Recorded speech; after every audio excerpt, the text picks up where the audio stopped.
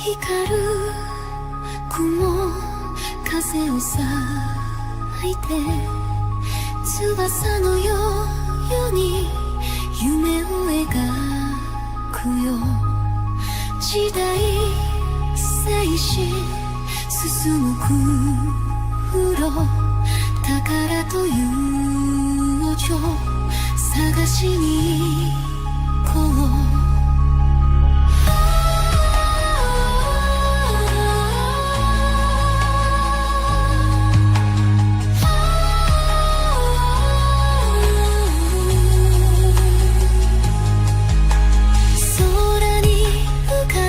島の影鋼の方で希望を揺らして海賊の笑顔自由の証今日もごちそう仲間と笑顔揺れるコンパス胸がさ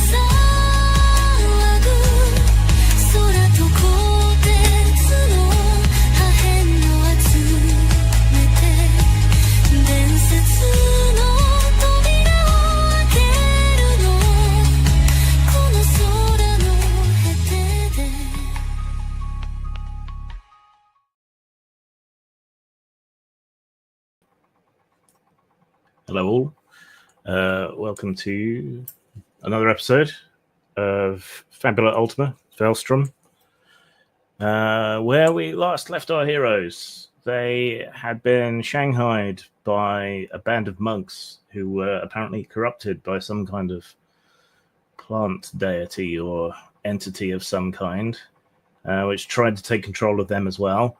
This all went horribly wrong for them. When our intrepid band of heroes decided to set fire to their entire island and their god tree. After they did that, the remaining monks kind of passed out, but something living at the base of the tree hauled itself out on root-like tentacles and poised itself to attack. So that is where we were, facing off against the final boss, and it seemed like a good place to take a break. All right, let's bring in the players.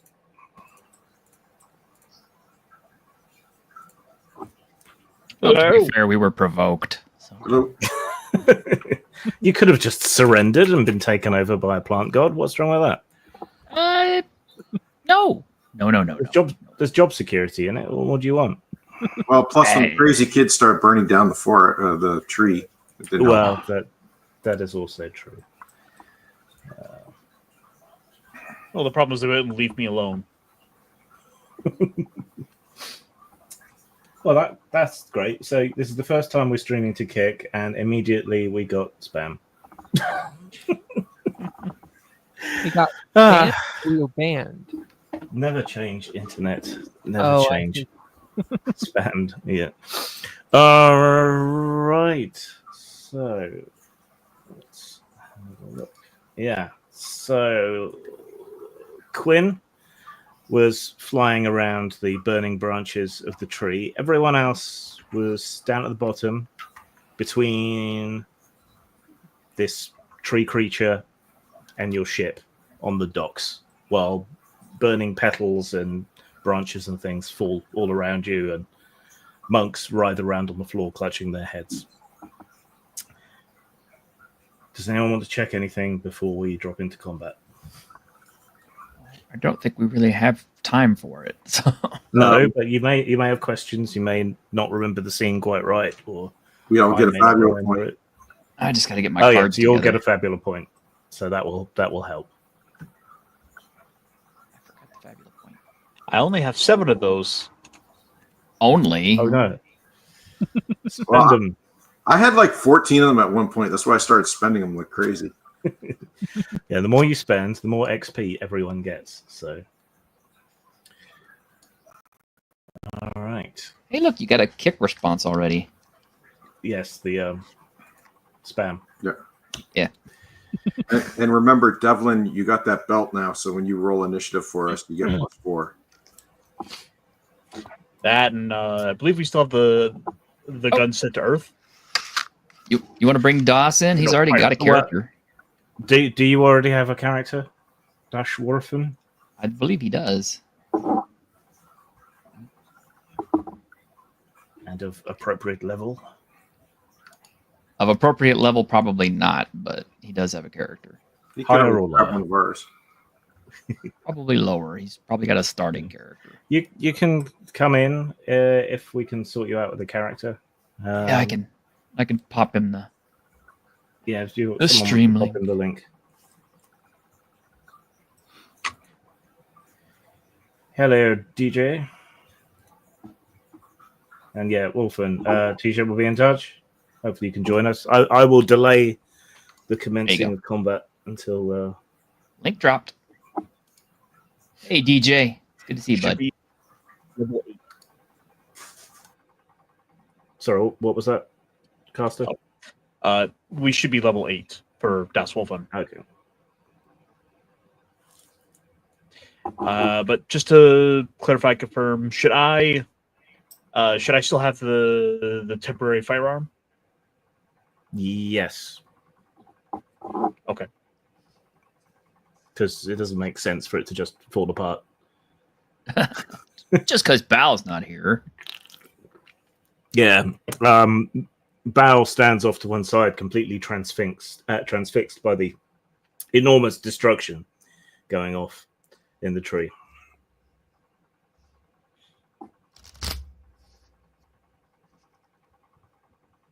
I'm starting to think maybe I should work on getting that level of Tinkerer down the road. I get by without it. I mean, I do have an open job slot available, so it might not be a bad idea that I can just kind of carry my own. Yeah. He's just drawing ahead of time. Yeah. Well, you get to draw your hand. Card up your sleeve. Yeah, it's not a great hand, but I've got a pair there, so that'll be useful. Is T-shirt crackling for anyone else? Not really. Am I Not that I crackling? noticed. Nope. Everyone's crackling for me, so Okay. probably a problem at my end. You got too much stuff running. My phone could be too close.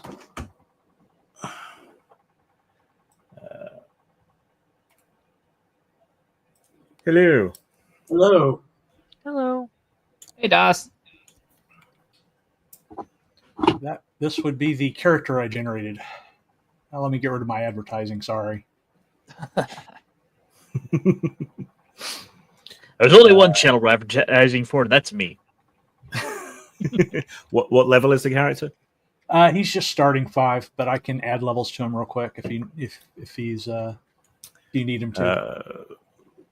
Shouldn't make too much difference, but we're level 8, 8. I think. Yeah. 9. No, 8. Oh, I'm 8. level 9. Yeah, we're still supposed to be 8, June. Oh. We'll probably hit 9 at the end of this. Level. I was about to say Bal's 9. No, everybody was supposed to be 8 because I've been here for every game and we got the same amount of experience every time. So It doesn't matter if you've been here for every game. We get the same amount of XP anyway. yeah, no, Yeah. but you know what So I mean. the- I haven't missed anything, so So keeping everyone track should be of the same level. But yeah. yeah. So Yeah, if you just want to add those levels quick. And He's getting Okay. I've nearly finished Clout Obscure. And it's given me feels, which not many games do. So Well, good. I can't wait until you get to play Fall of Avalon because Tainted Yeah. Grail is really, really good. is there a strong modding community for it, or would it be alright playing it on PlayStation? I'm sure there probably will be pretty soon because, it's like I said, it's got the same vibes as Skyrim, so Mm. it's got really good voice acting too. I've started to get into more of the actual game. you know when your PC needs to be upgraded when you play an indie game that was developed by one person and you can't run on the highest settings. Like I was like, oh, I'm gonna play this ghost hunting game. It'd be pretty cool. I bought the first game by the dev. We'll try and get another one, second one, and I'm like, oh no, why is my PC running so hot? I hear the fan running constantly. That's not always the case because even the small devs don't always optimize. So. Yeah, I suppose. It's Oh just no! like- Why is my why is my like- computer overheating? It's only the start menu. Yeah. Starfield. Yeah. Oh. I think Starfield could have been so much better. It just, the shame. It was just, It just- something nobody wanted. Yeah. In most ways, it felt like a game that was for the previous generation or even the previous one before that. Yeah. Like the cities don't feel like cities. Mm-mm. And not enough thought went into the alien worlds and things. See, I don't necessarily mind that it could be somewhat barren of a space game, but it has to have some population, some kind of ruins and outposts, and like building your own settlements would be really cool. But they just like, oh, it's just an outpost. That's it, done. It. I hate to Crawford it, but if they'd used the stars without numbers setting instead, it would have been way better because that has the whole collapsed world, civilizations, and everything else. Would have been perfect. Drink. Yep. I can't. I've run out, and the new bottle is in the kitchen. I was about to say, grim without alcohol. What is this world coming to? I'm not much of a drinker. I've bumped him up to 8. Hang on. So you up to speed? Yeah, I bumped him up to 8. He's Guardian 5, Weapon Master 3. Okay. Right. You were one of the hitherto unknown crew members on their stolen ship, the Zeitgeist. Were you listening to the introduction? Unfortunately not. But Okay. So they were on their way to recover an old engine from before one of the many disasters that have befallen this world. When they stopped off at what appeared to be a kindly temple of monks who turned out to be in the sway of some kind of plant god of some kind, which then tried to take them over as well. They harshly rejected its advances and set fire to the whole of their giant tree temple. as you do. Yeah, the monks have kind of collapsed, clutching their heads and screaming in agony. And whatever the plant god thing was inside the tree has hauled itself out of the burning wreckage and appears to be a sort of gigantic root ball with dozens of glowing green eyes and is pulling itself by its root tentacles towards the group. And so you're joining straight into the middle of a combat. So let's do that, shall we? My first action, I will soil myself. No. Test your might.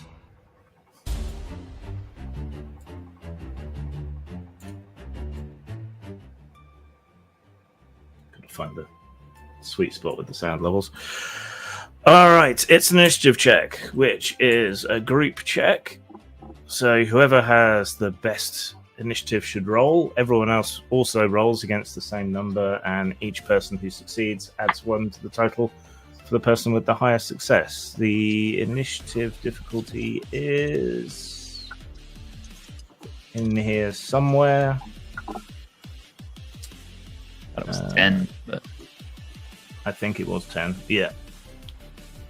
Hey, memes! And snacks! Hey, it's good to see you guys. A lot of people popping up on my channel over there. Playing some Fabula Ultima today, guys. Is it Dex Yeah. plus Dex? I forgot because I just. Dex Insight. Dex Insight, yep. So I rolled a 9 for. Wait, no, I'm sorry, 6. Wait, 6. Sorry, no, 9. Okay. Which is it? It's the third 9, not the second 9. Oh, remember So to it's- add the +4 for the belt. That's what I had to remember. Like, I have to do math? Well, that, So is it 13 or 9? 9. no, that's still wrong because it's +4. If you rolled a 6, +4 is 10. God. Okay. Your roll on the dice. With the belt, I have total 9. Oh, they're spurging out so bad. So Did anyone else succeed on their initiative roll? I got No. D10. No, because I've got a -2 to my initiative, so my adjusted was only a 9. I got a 10. Well, in that case, what I got was a 6. I got a 10. Okay. So that brings you up to 10, which is equal with the root mind. And it's the kind of game where the heroes win on that sort of situation. So, all right. Who wants to go first? I'm already ready to go. have at it. All right, so I'm going to throw Magic Pair, which is a free attack with a weapon I have equipped. If it deals damage, well, It bounces let's off try with that a first. fruity smash noise. What? You throw a pair at it. It No. bounces off. No, pair of cards. So anyway, I can go at it with my chef's knife, because it's how I roll. Yep. Let me see. its Physical defense is 6. I got 9. All I right. guess a hit. And there's a hit. How much damage? Okay, so let me see. It's high roll plus 4, so that makes it 10. However, let's see. It's a free attack with a weapon. If this attack deals damage, I choose a suit among the resolved cards. All damage dealt by the attack becomes the matching suit. So let me see. I got hearts and I got clubs. Hearts is fire, so we'll give it 10 points of fire. Okay. And it is vulnerable to fire, so that is doubled. And because that's a free attack, does that mean I get to go again? Was that as part of the card cast? Yeah. Then I think you get the effect on top of the stab. And that's it? Yeah. Okay. I think so. Yeah. Yeah, because it would be too powerful otherwise, I think. Yeah, because Jun has a similar effect where you can cast a spell and strike with your sword at the same time because the spell goes through the sword or something Yeah, like that. Yeah, you have to use an action to do your card Yeah. to do your card thing. So. Where's its actions list? Spent 10 mind points for that. So Yeah.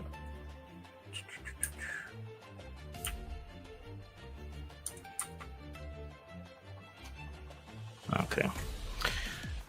All right, its turn.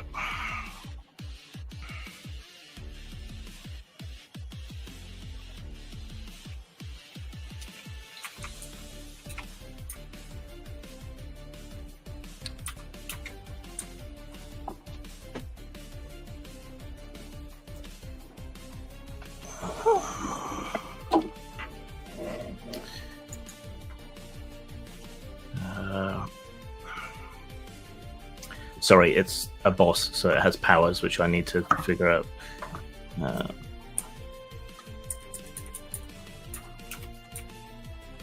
This is why I kind of like OSR games better, because they're more simple and you're just going to make up stuff by description. It begins to see everyone as a Japanese schoolgirl and remembers that it has tentacles. oh, please.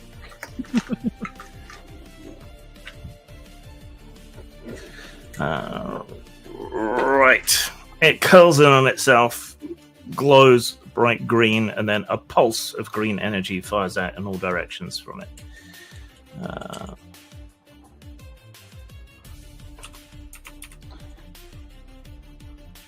And completely misses me. Yay! All right. I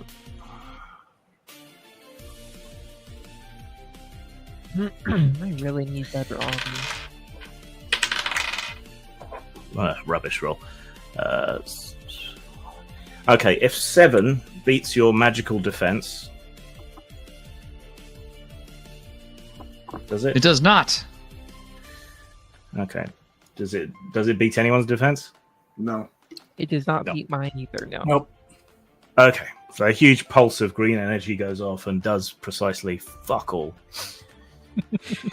It sort of stops and looks at its tentacles as if, what? That was supposed to do something impressive. What happened? All right, who wants to go next? Boy, that would have hurt if that had hit us, I bet.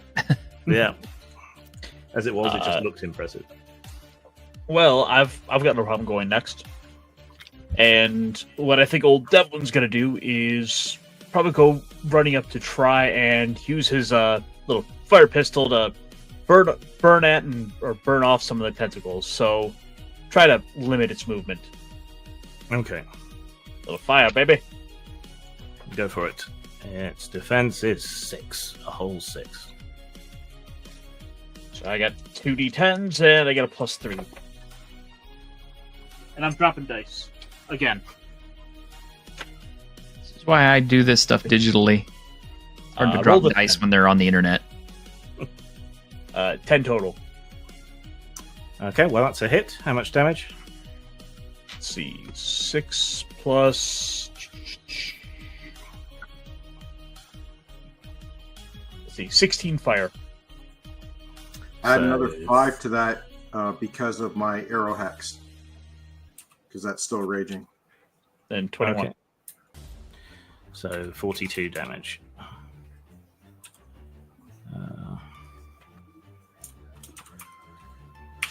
All right, so you charge up alongside Niall and open fire on the clusters of roots that are reaching towards you all, burning them back. Shrieking, spitting noise comes from the ball at the center of it all. Right. Let's go. Let me just check something here.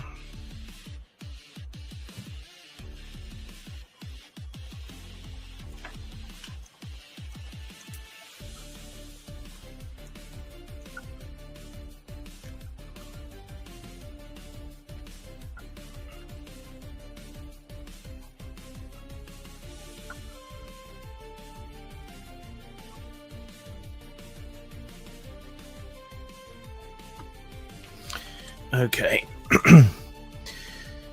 Unhappy with the result of its last attempt to blast you all with green magic, it tries again. Withdrawing slightly from the battle as you burn away the fringes of its roots and unleashing another blast of energy. Does 12 beat anyone's magical defense? It does. Oh, yeah. It tied. I could lie and say it misses. Okay. So if it's equal, you win. If it got over your magical defense, you lose your next turn. Oh, man. And you take 7 points of darkness damage. Well, that's going to make the next turn go by a whole lot quicker. So it doesn't hurt, but that much anyway. But your neurons are all fried. Your vision goes double or even triple. You lose your equilibrium and sway about, desperately trying to stay up on your feet. Right. Was anyone who's unaffected need to take a That go? would be me. Me too. All right. How much? Who wants to go first?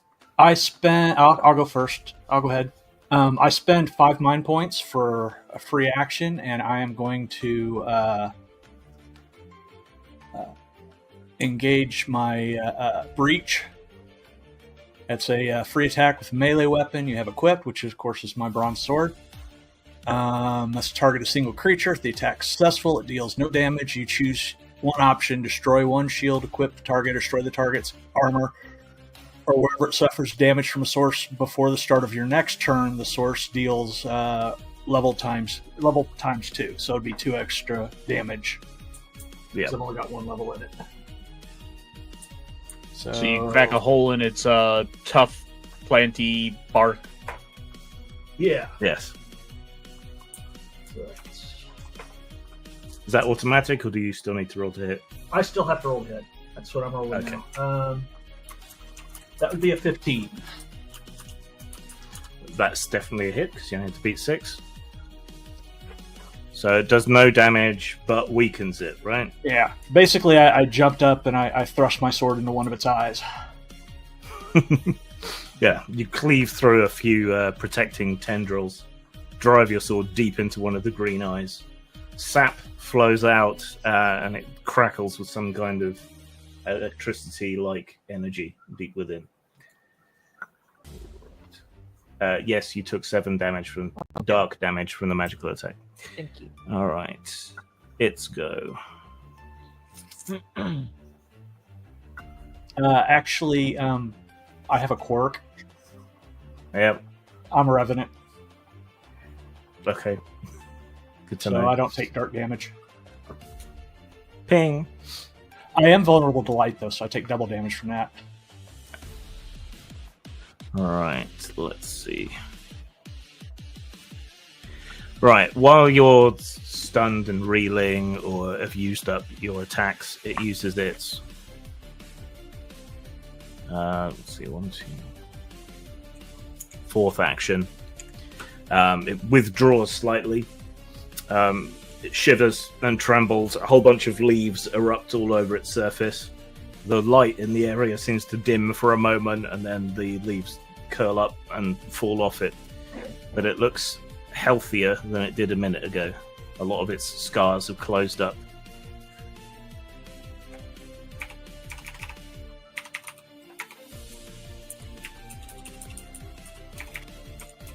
Right, is there anyone else who can take a go?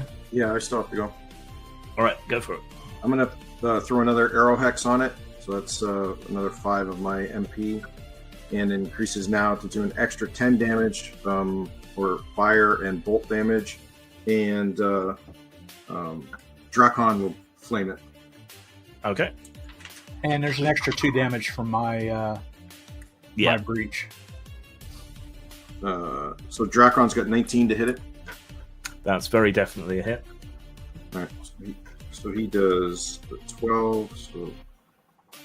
So 22. And then the extra 10 I put is 32. And then 2 from you. So that's 34 double. So 68. Vulnerable to fire, right? Yeah.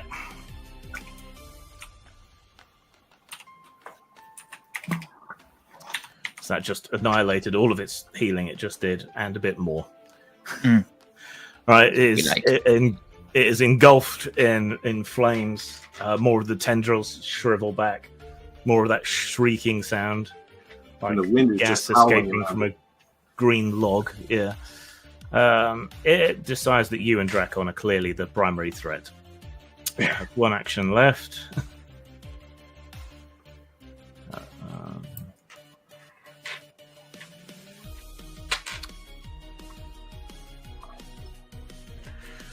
Alright. It curls back a bunch of roots, forms them into a spire, and then explodes the end of them, sending splinters showering towards Drakon. Does 13... Does 15 hit Drakon? Oh, yeah. Okay, so it's 9. He takes 19 health of damage as he's pierced by dozens of splinters.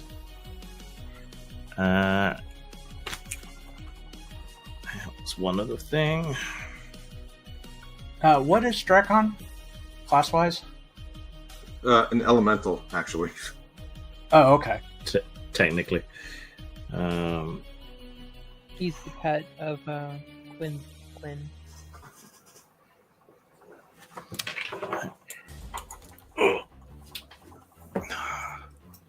I'm not quite with it today, as you may have gathered.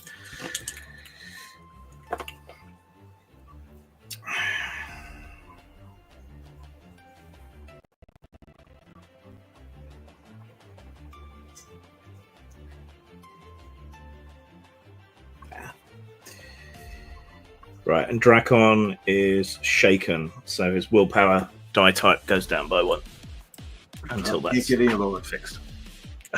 Okay.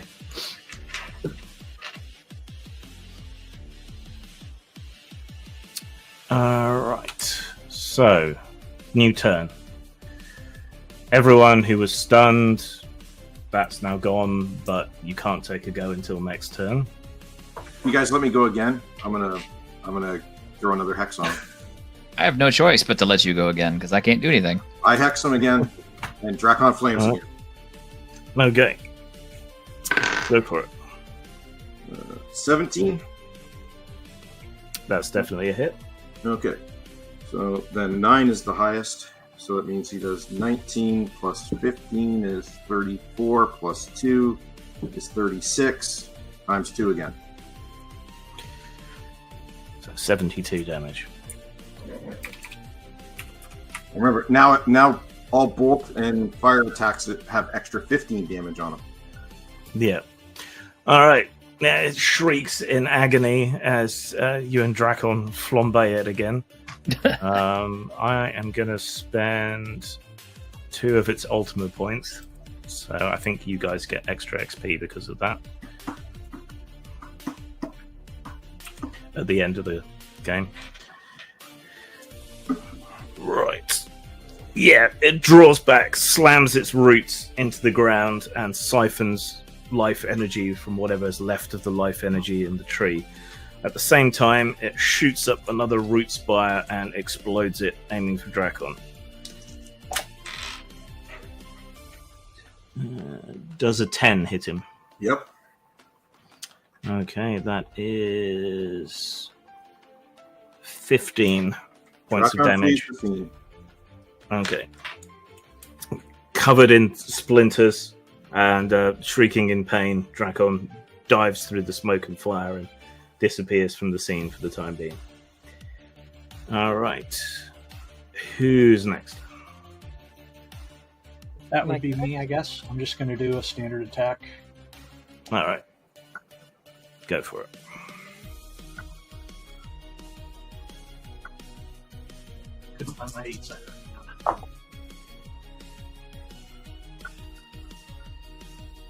Does an 11 hit? Yes. So how much Okay. damage? Looks like HR plus mod would be 6 plus... That can't be right. Only 6, I guess. What's the mod for the bronze sword then? Well, the bronze sword doesn't have any... it's just plain. Okay. I thought it had small bonus.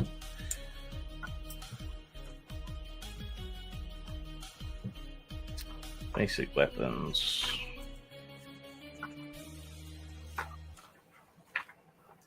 Bronze sword. HR plus 6. So what was your high roll? Oh, my high roll was an 8. So, Okay, so 14 damage. 14. Does Quinn's Hex still apply, or is it only for... It's only fire and bolt. Okay. So we should be trying to do fire and bolt damage. All right, you cleave through a bunch of fire-blackened roots and hack them apart, keeping them away as best you can from the stunned members of your party.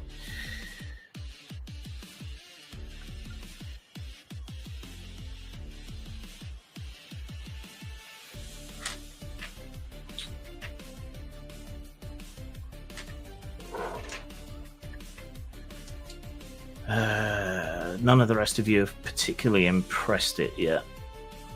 It thinks it's dealt with Drakon, which it regarded as the main threat.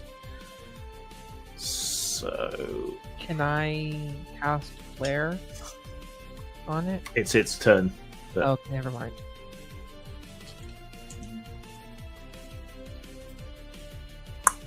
yeah, all right. It thrusts another tangle of roots into the middle of you and explodes them, aiming for Devlin. So that is... Uh-oh. Does 13 hit you? Yes, 13 Yes, hits. it does. I can see. I keep forgetting that's there. That's 9. Take 19 health of damage, and you're shaken. Your willpower is reduced to die type until you get a chance to recover. Actually, I can use an ability here. Yeah. I'm gonna use Protect from my Guardian, and I'm gonna take that. Okay. So you take the 19 damage and are shaken. Yeah. All right. So yeah, Devlin sees this mass of roots hurtling towards him, and then suddenly there's the hulking great guy from your crew in the way who takes the hit heroically for you. Devlin will remember. Everybody liked that. Okay. All right, who wants to go next? Is Devlin still unable to act for a turn, or was that for last one? It was I last think turn. that was last turn. I've lost track, to be honest. No, it was last turn because you announced at the beginning of this one that Yeah. was done. Yeah. Okay. So shaken doesn't affect my attack, right? It's just your willpower's 1 die type lower. Okay. All right. And that's for the scene. Yeah, until you get a remedy or some other effect, or until you get a chance to rest. But who's going to go then? I was going to cast Flare on the monster. Go for it. Okay. About to see, are we on turn 3? Yeah, Okay. I think. So that's 20 mind points. I'm down to 12 mind points. And Yep. to do this, Big combat's pretty quick in this. Yeah, but we're only on turn 2. Not Okay. 3. Because I've cast Hex twice. I can actually do something on turn 3 because turn 2 I was kind of stopped. Yeah, and 1 on my last turn. Okay, so high roll plus 25, and I need to roll willpower and insight, right? For magic, typically, but some Yeah. things differ. It Because should you say just on your state sheet. with the rules right there, so I need to fix that and change the sheet. Okay, here we go. 1d8 plus 1d6. Its magic defense is 12. Okay. That's a 5. I'm gonna re-roll by spending a Fabula point. And what trait are you invoking for that? Trait. Probably like hope, I suppose. Hope that we can Yep. defeat this monster. Go for it. Okay. You put your faith in your magic and re-roll.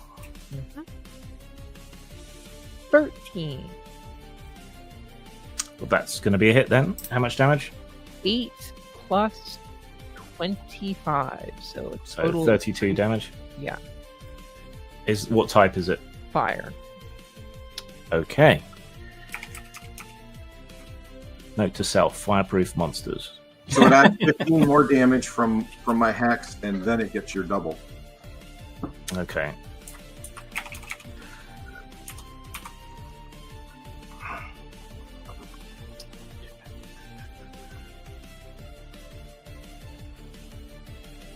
All right. It reaches crisis. Turns red, and black smoke starts pouring out of it in all directions, and it quivers and makes angry noises. Its attacks gain multi 2, and it is now resistant to bolt and dark magic as well. And it's its go. Its third action.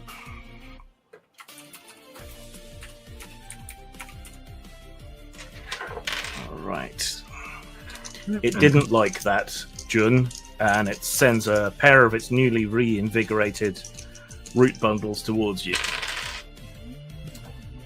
Grim, you know you can't change the weaknesses of the monsters because in JRPGs, especially the old ones, fire is the ultimate weapon against every enemy.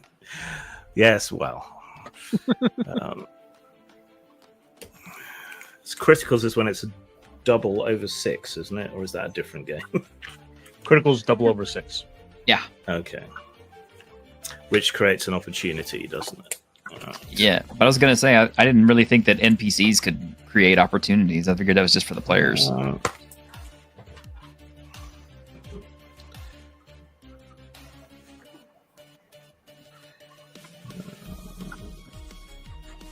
Critical success, page 40.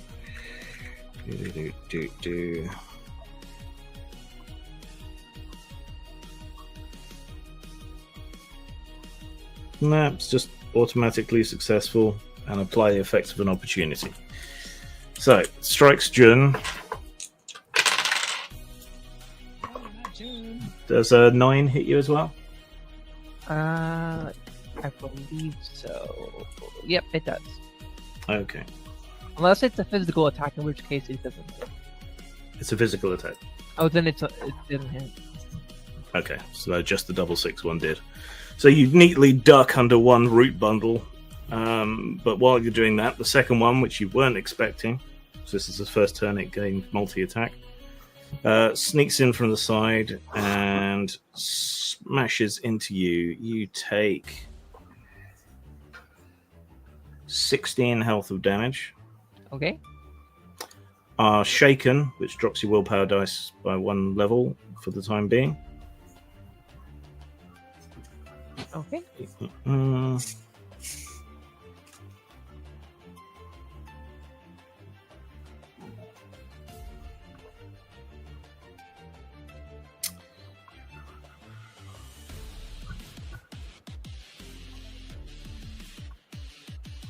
And when it strikes you, some of its rage from being put into that mode affects you as well, reducing your dexterity and insight each by 1 die type.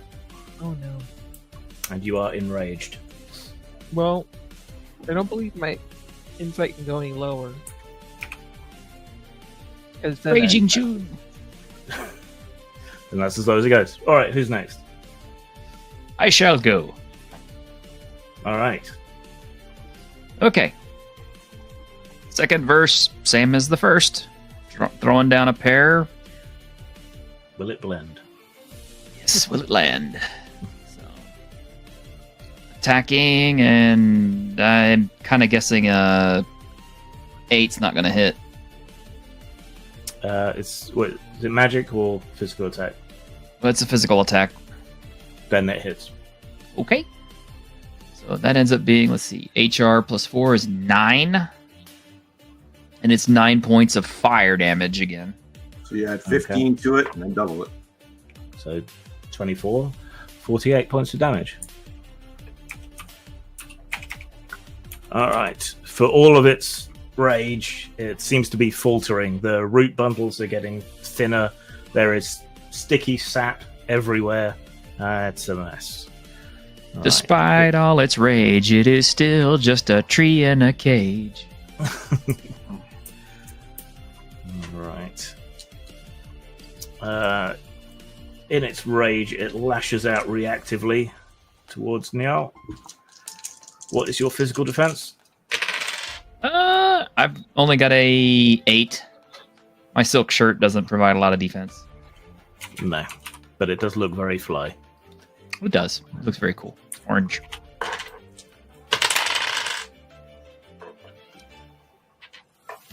Take. So you're struck twice. Take a total of 37 health of damage. Do I have to? Yes, unless Zerin wants to What was slide the roll into your to hit? DMs and Can I take the hit. drag Quinn in front of me to take all my damage? What was the roll to hit? Way up in the air. There were 2 rolls to hit. One of them was 15.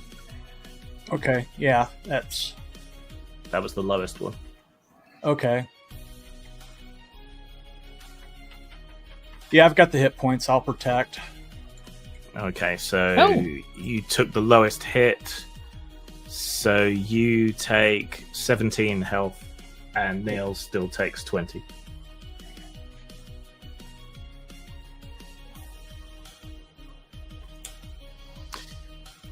The root bundle roars I get in to strike frustration. 4 from.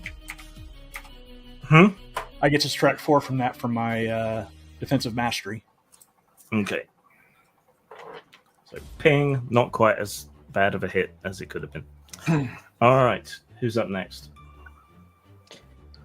Well, I suppose Devlin might as well go. Taking and shooting over Zarin's shoulder to blast out some more of the roots. Go for it. He's got one gimmick and he's really good at it. Shooty. 8. I'm assuming a 20 is gonna hit. Yes, that will very definitely hit. And How much it's critical. damage? Let's see, 9 plus 10, so it'll be 19 damage, 19 fire damage. So So plus 15, doubled. 29, 34, 68. He rolled 20. Was that in doubles? If so, Yeah, that's a critical, which then creates an opportunity as well. But it's purely academic.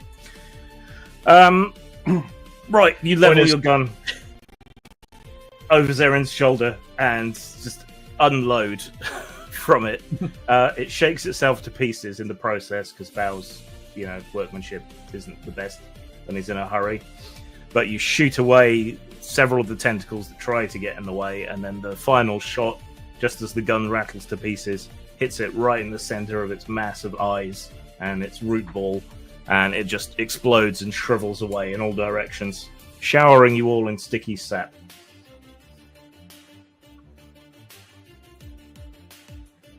It died? It's dead. Awesome. Do any of the monks get up as if they're like depossessed or whatever? Some of them just lay unconscious on the ground. Others stagger to their feet. A few move to the scattered remnants of the root ball and sob and try and pick up the roots and stick them back together in a way that is both amusing and just sad. They're mostly amusing. I look around. Where's the rest of our crew? Are they okay? A bunch of the NPC crew were stunned several times by the blasts that went off. They're starting to recover now. Burning remnants of the tree continue to fall all around you.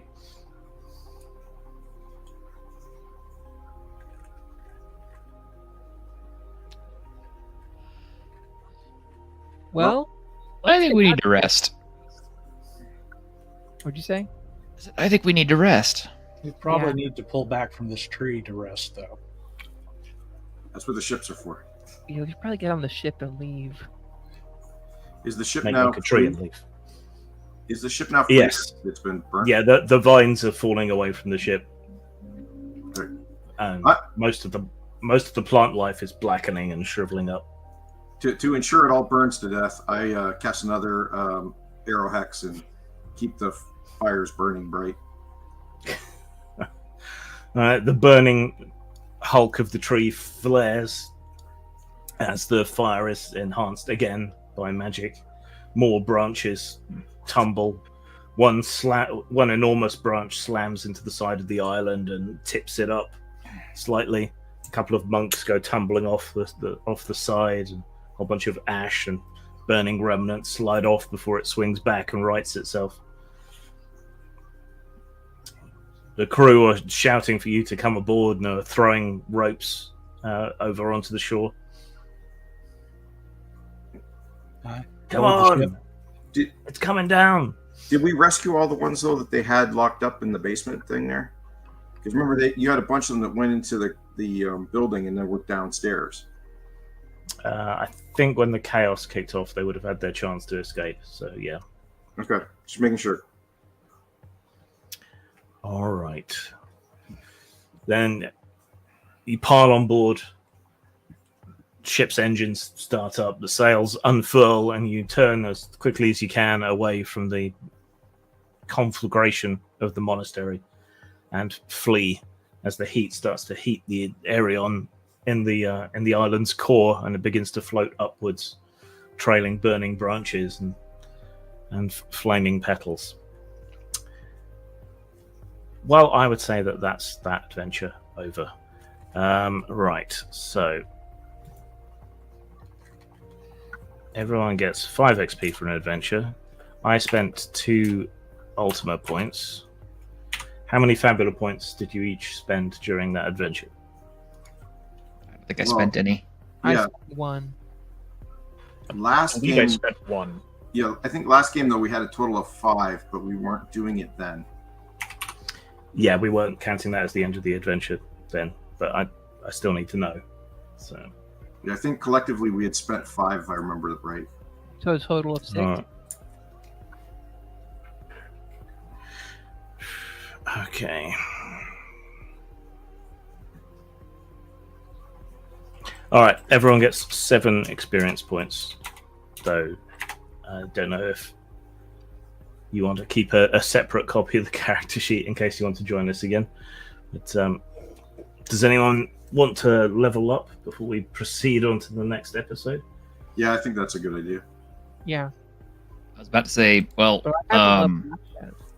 let's see, we're almost an hour in. If you want to take your break now, we could do it and level up on our break.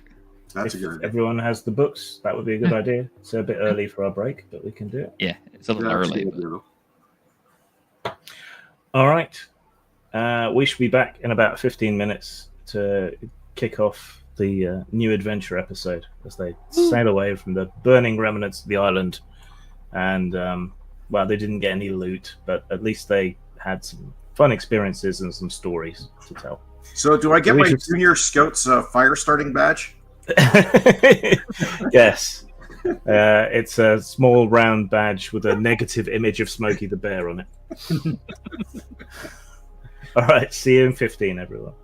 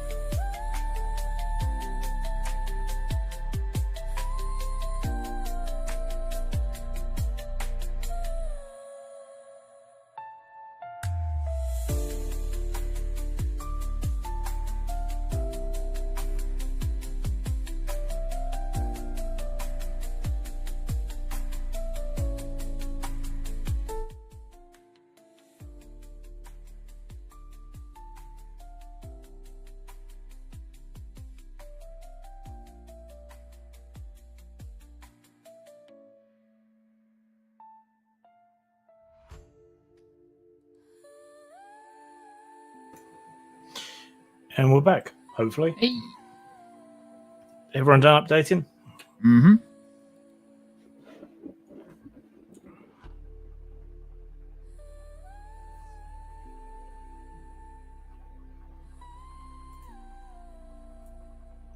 Well, that's one. People are muted. Might want to unmute. Yeah, I'm good.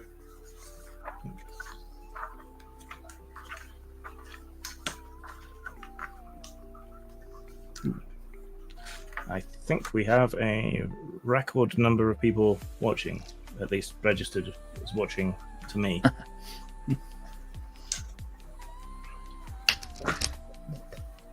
There's no telling how many are watching on other services. But...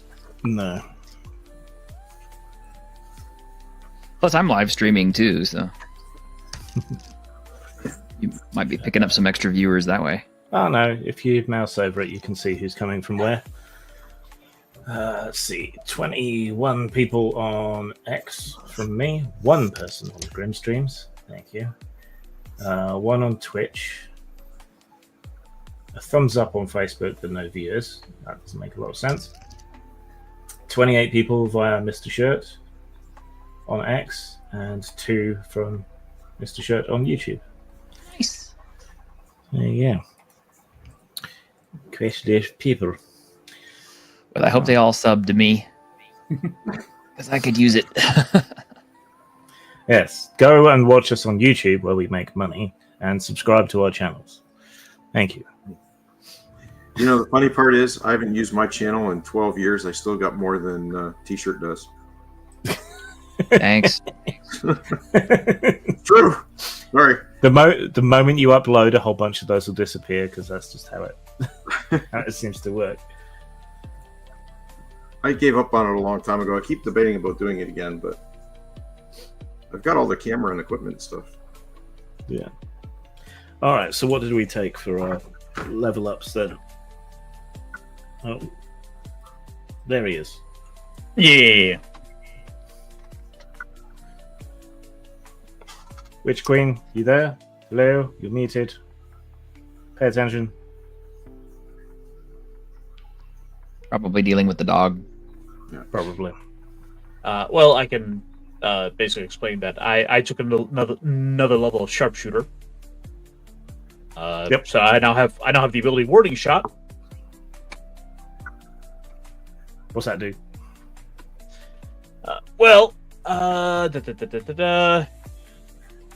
I can choose to make any ranged attacks I make. I can opt to have those deal 0 damage, or in exchange for inflicting shaken, slowed, or I can sap an amount of mind points equal to my levels in the ability. Cool. So now I have more things I can do with my gun. I decided to go ahead and dump Weapon Master because it's kind of like it's something I'm not ever really using.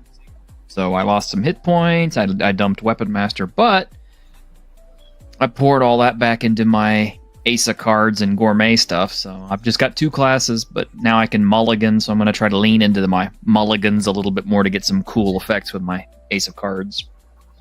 Cool. And hopefully do some more gourmet stuff. I just increased my elemental harmony so that if Drakon is on the scene and I cast healing on somebody, I get to add 10 more points to the healing. Cool. So I could heal for 40 points at a time. Nice. And I only got 7 XP, so that's not enough for a level. Well, yeah, but you would have had the same as us, right? We can equalize it another time if Yeah. It's no big deal. Yeah. Witch Queen, are you back? Still muted. I think you just All right. carry on without them. Let's press on anyway then. Okay. Right. And you didn't get any loot from all of that because you burnt everything to the ground. Okay. We like to be thorough. That really felt like one of those FU adventures anyway. So it was just there to harm the player. players. Well, it could have gone differently, but it didn't. So it's no use dwelling on it.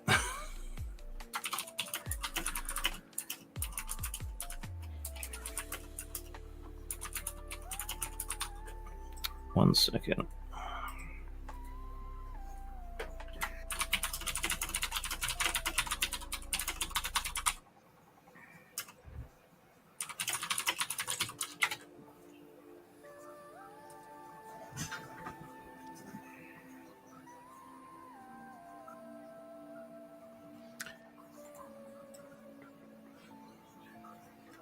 I'm also stalling to give Witch Queen a bit of extra time.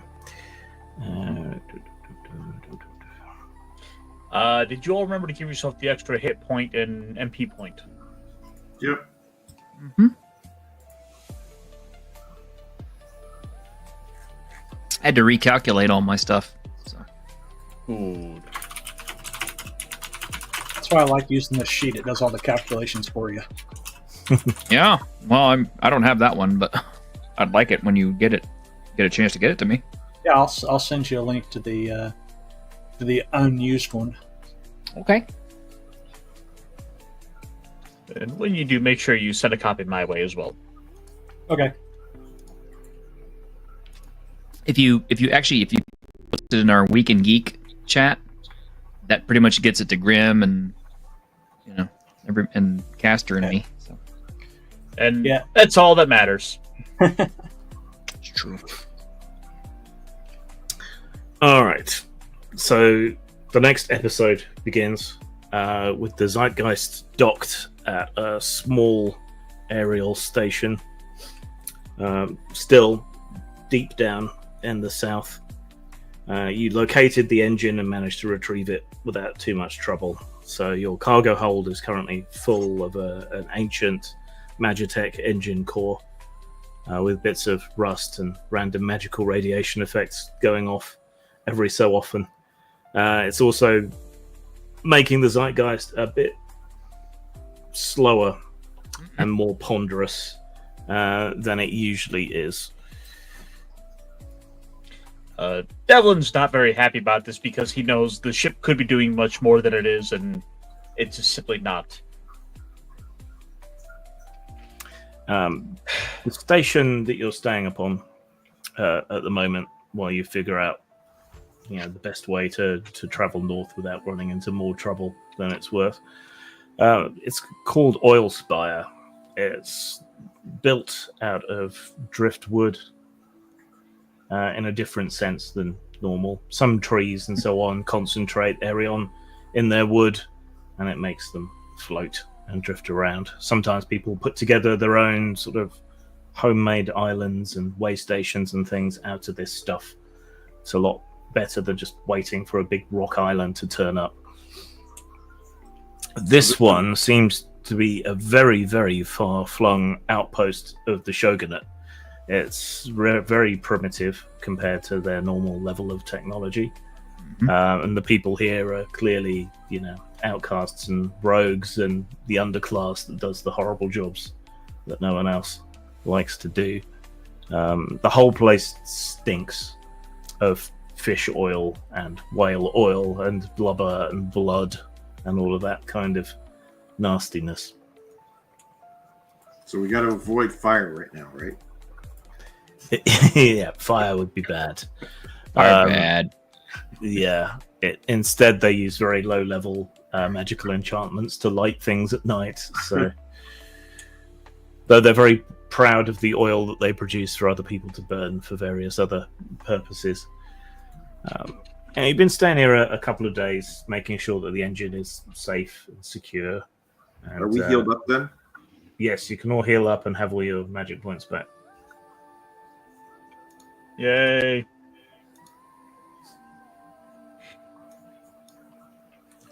Is there a place here to buy stuff so we could do our inventory points?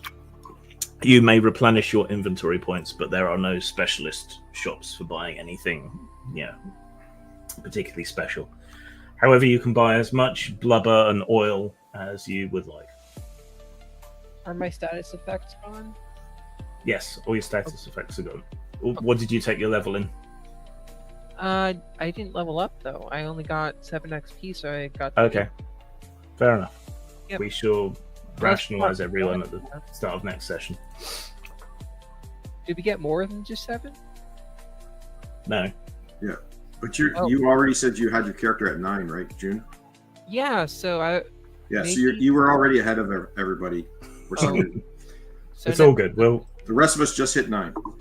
Okay. What? Because that shouldn't happen, and I didn't know we didn't all level up. So. we'll now reset you everyone know. to the same. We'll reset everyone to the same level at the start of next session. Okay. Okay, and then we'll take it from there with less confusion. Okay. All right.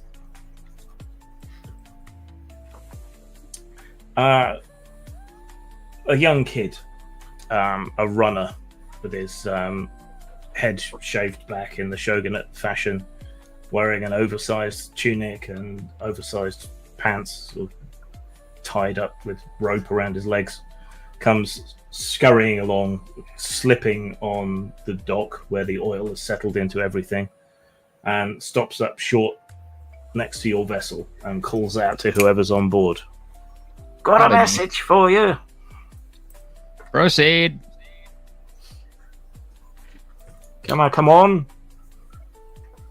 Sure. In the restaurant.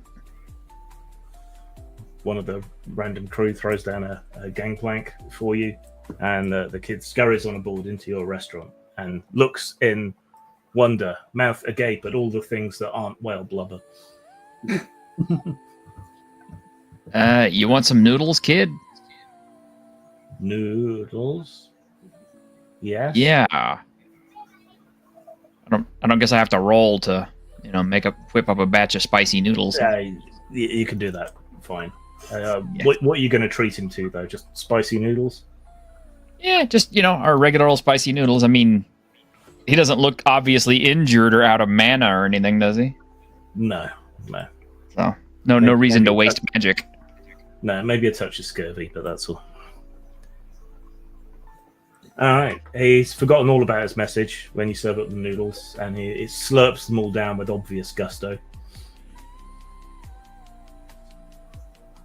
You said you had a And then just message?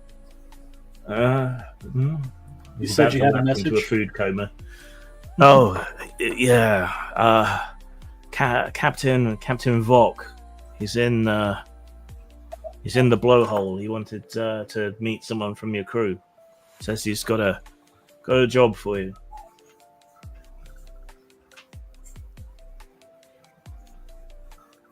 Oh, Bao's not here, so Devlin, you should go check. Yeah, Devlin's pretty much our in charge when Bow's Yeah. not here. Bauer's in his bunk, staring at the ceiling, going, "Fire!" and has been since you left the monk island. All right, so Devlin's gonna go throw on his cleanest coat, and then he'll hop off to go and see into this. So, tell me, kid, who exactly is this Captain Vok? Oh, he was a big shot. Was till recent. Lost his ship, his crew, lost everything. He's a right old mess. So, what does he want with us then? Don't know, but he paid me a zenit to come and find you, so I did. And I got some noodles into the bargain, so. And he pats his full belly.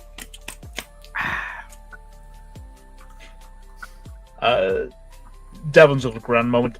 Does anyone else want to tag along? You never want to quake one of these things all alone. Oh, I'll go. Let me go check it out.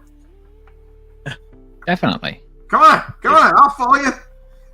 The kid looks at Quinn and is like, "Are you part of the crew?" Yeah. I'm the one who burns everything, Oh. but not when I'm cooking. Wait a minute, let me adjust my hat. We're not allowed to have fire on the drift because everything burns down. We look at Drakon, who's like flaming. Yeah. Can you leave him here? I don't think he's safe. I guess so. Okay. All right, come on then. I'll take you there. So I fly above the kid. You can fly? Yeah, How? because I was raised by dragons. Get Yeah, out we of don't here. understand it either. Yeah. Dracon's my brother. I cook noodles. I was not raised by noodles.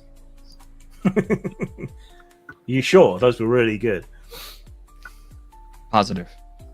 You didn't learn the way of the noodle. Oh no, I had to learn the way of the noodle, but I wasn't raised by them. Don't Ew. believe him, kid. I sometimes I hear him talking to the noodles. You think you enjoy the noodles, but I was raised by the noodles. I was molded by them. I didn't see a sauce until I was a man. I was born to the noodle. Meanwhile, Arr. quiet, listening to all this talk about other extra weird stuff about everyone in the crew, and she's like, I'm not gonna say what I'm gonna say because they won't care. The kid will be like, oh, that's normal. Who are you talking about? Someone from another world. Who cares? Right. The blowhole is what passes for a tavern in this station. Whaling crews come in, get drunk, have a bit of fun, gamble, all of that kind of stuff, and then leave again. But one man in here seems to have become a fixture. Man isn't exactly accurate. Besides the bat people, there are also the Opta, who are little chibi beetle folk with a hard carapace and a noseless, roughly human-looking face sticking out from under a helmet of carapace. Jeez. And this Captain Vok seems to have been one of them. However, he's missing one arm and one leg, and he's horribly scarred, and his chitin is all cracked fairly recently from the looks of it. The lymph inside has leaked out and then hardened, making it look like he was smashed with a hammer and then glued back together. He looks like a cockroach after someone stepped on it. And with his one remaining good arm, he is nursing a gigantic tankard of foamy ale. Here they are, Captain Vox, the crew from that ship. He looks up at you through his one good eye. That was going to step forward to hold out a hand to shake his. I see your reputation precedes you. He sets his mug aside, reaches out with his hand and shakes his claw with your hand. Ah, yes. Afraid I don't know your reputation, but has done seen your ship. Seems like a fine vessel. You the captain? For intents and purposes, that would be the just it. Yes. I mean, he would have been my vote for captain, but apparently we didn't get votes. Just we had a little 16-year-old who decided he was captain. Well, he's not really captain. He's just leader when he wants to be. I mean, personally, I'd rather throw him off the edge of the boat, but that's just me. We tried that, and he just flew right back. It doesn't work. No, not Quinn. Well, sit. Innkeep, drinks, my friends. My new friends. How old are you, boy? 8. Yeah, old enough. Give him an ale. The drinks are brought over, and a bowl of rolled skyfish, pickled. Doesn't look particularly appetizing, but Volk helps himself to a couple of them. Well, you get sick of noodles after a while, so Devlin's going to take one and not reject the hospitality offered. You take that back. You never get sick of noodles. Surprisingly pleasant, if a little sharp and vinegary. So, I don't know if the lad told you anything about what happened to me. He said you lost your ship. Aye. And the I've crew. heard of- I was the only survivor. I've heard a great deal of misfortune. tell me, what was it that caused this? I led a whaling vessel, going after the sky whales in the clouds around here. They come up close to the surface in this area, makes them easier to hunt, or so we thought, until we found one of them was hunting us. We weren't prepared for that. So this great, pale, scaled beast came surging up out of the clouds, rammed into us. Half the crew fell overboard immediately, and then it just tore the decks apart. I barely got away with my life. So you were hunting the whales? Aye, that we were. Oh, then it deserves your right. Everyone hunts whales here. Oh, that's oil. awful. Why would you hunt the The whale? oil for the meat. Have you for never the talked to bone. them? Have you never talked to the them. whales? They're whales. They don't Quinn, talk. don't tell me you didn't realize where some of those noodles come from. We had the whale sauce last week. You remember? No. Oh yes. The whale sauce. We made it from the finest of blubber. We pulled from that island 2 stops back. I don't think you should eat the whales. Well, it sounds like we've got a reason to do it, because in this case, Captain Vok here was nearly eaten by them. Aye, and now the beast has a taste for flesh. It'll be hunting after other crews now that it's had a nibble of our sweet flavor.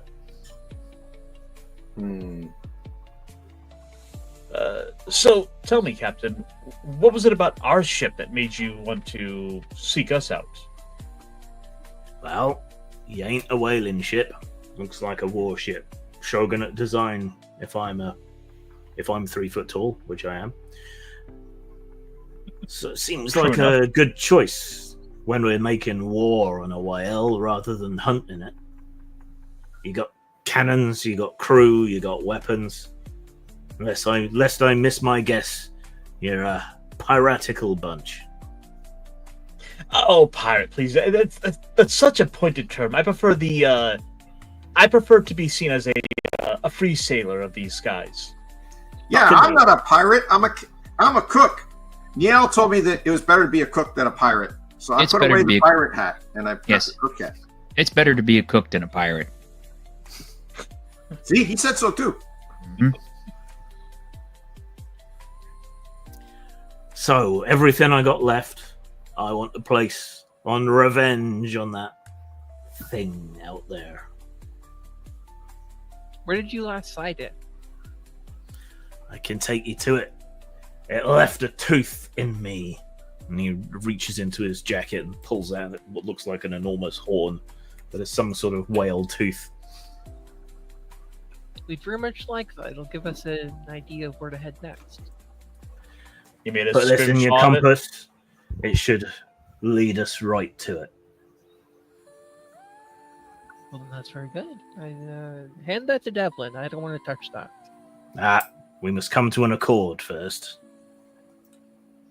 I can provide the bone, the tooth, and I have a weapon that should destroy the beast. Got it from the Bum Bum Guild. Yes, we're quite familiar with them. Yeah. So what do you say? I'll pay you and your Sky Salt crew 2,000 zenit and anything else I has to my name.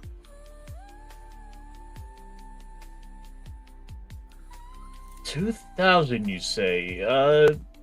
Devlin sits back and he seems to run some numbers. Quinn, what? Tell me, what do you think? You're my numbers guy. The 8-year-old kid is your numbers guy? Yeah, I was about to say. 1, I can count to 1. 2, I can count to 2. I think his plan is that he's going to winnow the money out of Quinn so that we can get the most and he gets nothing or the little. I don't know. If we gotta kill we got to kill one of those nice whales, it better be much more than 2,000. That's not much. I mean, I've never It tried ain't to cook nice a whale. It took my legs. It took me arm. It took me eye. It took me crew. It took me shit. It's taken everything bar me virginity. And I want to see it dead. Good. Devlin's gonna Come- stop and turn to Quinn. It's like, look, kid, he's on hard times here. Don't you think it's worth it for that? I said we could go, but it'd be worth more than 2,000. That's all I got. Calm down, Captain Ahab. You can have me peg leg. I'm good, thanks. It's up to you, Devlin. You can have the buttons off me jacket. You can have me harpoon gun. The harpoon gun would be pretty nice. A harpoon would be nice. Got if we can mount. I thought, you know, I like the cut of your jib there, Captain. That he holds out a hand. I think we can make an arrangement. All right. He clasps hands with you, shakes, and hands you the whale tooth. Plus, if we manage to take the beast intact, you can have the value of the corpse into the bargain. Well, I mean, I've never tried cooking with whale before, but I bet it would be tasty, so why not? It's very difficult. They ain't got thumbs. They can't hold a spoon. Right.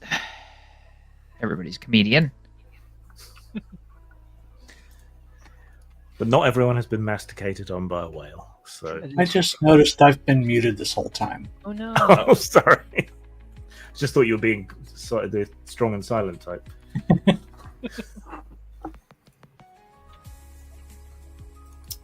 Was there anything you wanted to throw in to the discussion that you tried to and we missed? No, it's just I was coming along as the guardian, so the strong silent type works. Yeah, just stand there, arms folded, look scary. Right. Well, let's have it away to your ship. Get that thing plugged in and go and find this big white bastard. That sounds reasonable to me. Quinn, be a dear lad, and show the captain here to the ship. Okay, I bob along. Wait for him to catch up. It takes him a long time because he's got one mangled. Well, he's kind of lost both legs. He's got one mangled leg and a peg leg. So yeah, it takes him a very long time to get anywhere. You know, But he that's hobbled. why we're not supposed to be pirates, because we don't want to look like you. I weren't a pirate. I were a whaler. Oh, that seems worse. Not normally. Normally, these gentle creatures never see it coming. That makes it better? Yeah, makes it safer. I think you're a lowlife. Well, you would think that. You can fly. Uh-huh. I can't. This way, because they said so. Right, yeah. Right. So Vok arrives at the ship with Quinn, makes his way on board, leaves the tooth in the navigation room, and hobbles on to the front of the ship and stares out into the sky. Presumably, you reconvene on the bridge and inform everyone who wasn't there, including the NPC crew, as to what's going on. Mm-hmm. I asked them who's got a taste for a whale. Well, one of the crew goes, "Shut up! She was not that fat." How dare you call her that? How dare you, sir? She's Rubenesque, buxom, curvaceous, even. But whale? Devlin We just points call to it that. more. It's just more cushion for the pushing. Come on now. Now then, I think that means you've got the experience on hand, so I think you'll be manning the harpoon. Fuck.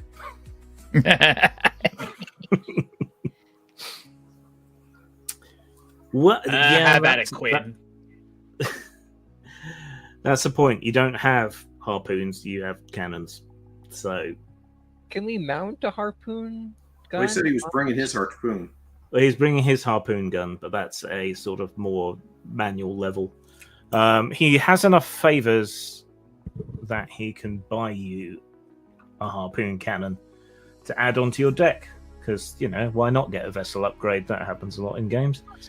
So let me just find his harpoon gun and scale it up to ship size. There we go, harpoon shot. And find the stats for the Zeitgeist. It seems to me that it should probably instill slow or some effect like that. Yeah.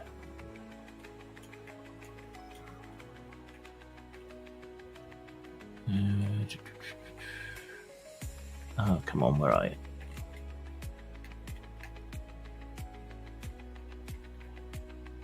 Ah, there it is.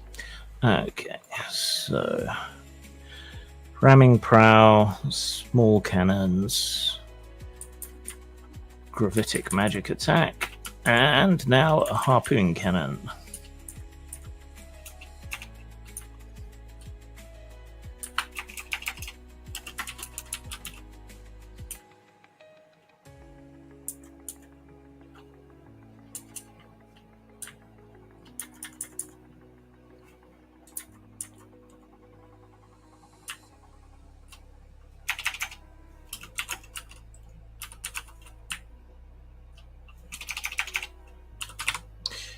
All right.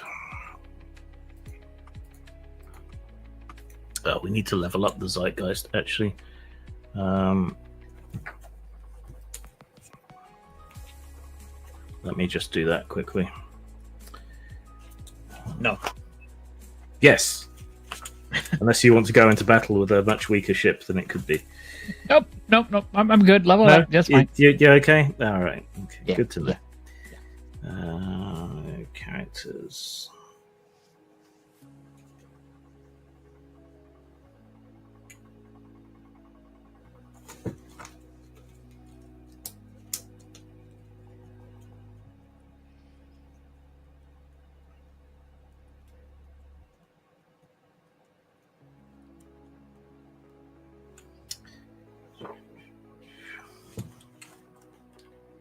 This will just take a minute. I should have thought of this and done it during the break.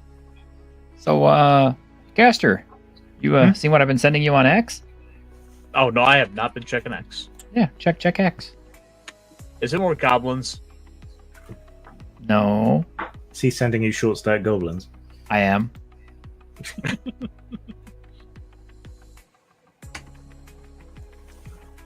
That's some vital information, T-shirt. Thank you. Yep, you're welcome. I knew you'd appreciate that. A man of culture. Yes, well, you know. Man of wealth and taste. Well, taste. Well, a man. Well, yeah, I'm definitely not a man of wealth. Okay, so if we put that up 2 levels.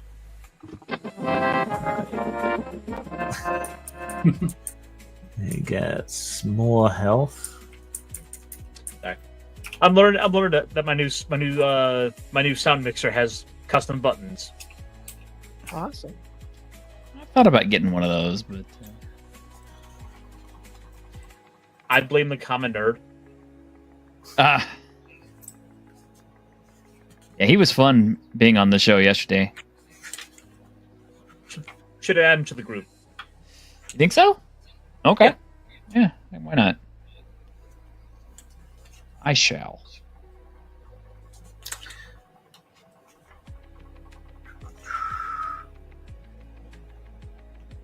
Let's make your cannon attack multi because it's banks of cannon, right? For leveling up. So then, hypothetically, if I have the ability to increase a multi on my attacks, could I do that with the cannon or no? Yes, it's so long as you're the one making the primary attack. Okay. So then you couldn't be piloting at the same time. Gotcha. Because I got an ability that lets me increase a multi-shot. Fabu. And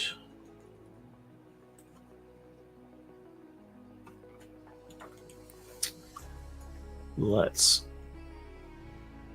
also give the ability to heal itself, basically. You can command the crew to patch everything and try and hold the ship together. It costs the ship 5 magic points and heals 20 hit points to the ship. So you can do that as a ship action. Sound good? So you've now got the harpoon cannon, which has been fitted. Your small broadsides now do multi-attack. You have more hit points, and the ship can heal itself.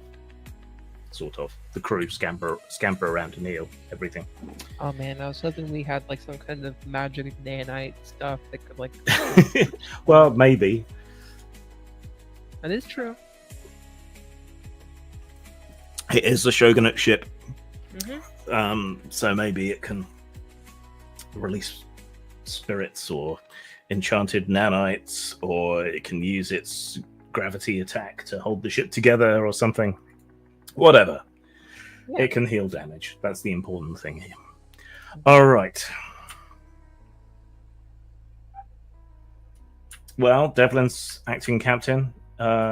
Any other prep or anything now that the harpoon's fitted? The ship's all up to date. Does anyone need to refill their IP? No, we did Anyone? that down. Beulah? I don't. I haven't spent any of mine. All right. So a few barrels of pickled blubber and you're ready to set sail. And maybe a cookbook for Neil. Whale 100 Ways. Have to write a book on it. Actually, the crew's going to be sick of eating whale after serving it up. Okay, it's month 2. Still haven't finished this thing off. 1,000 ways to eat 1,000-pound whale. No, more like, several hundred tons. Oh, what do we have here, Neil? Well, sir, today I'm offering a frosted blowhole with noodles in an ambergris reduction. If these Whale tartare. If these whales are the size of a blue whales are 300 tons on average. Yeah.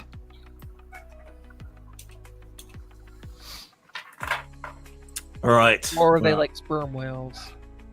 We're just going to make sure we try to not fight it over top of an island, so when it... All right.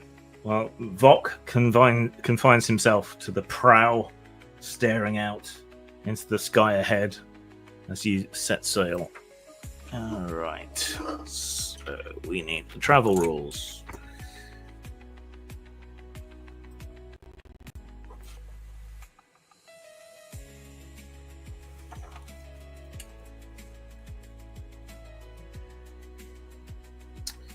Which are very similar to Ryutama. Lots of things are very similar to Ryutama, actually. I reduced the dice dice roll for travels by 1 size. Yeah. So this is going to be the equivalent of the open sea. So it would normally be a D12, which means it's a D10.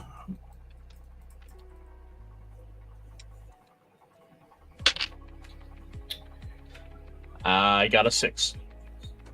Okay. On a 6 or higher, you encounter a danger. On a 1, you make an unexpected discovery. So you're going to run into a danger before you get to the whale, but I'm also going to use a clock to see how quickly you track the whale. So, can you also make a ship piloting roll? Probably Dex and Insight. Let's see. Okay, yep, both 10s. Okay. 6 and 2 for 8. Okay. You are able to track it directly using the tooth in the compass, so it shouldn't take too long to find it. All right. You're a couple of days out. Vok has rarely left the prow of the ship. He just stands there staring and thinking dark and unsavory thoughts the whole time.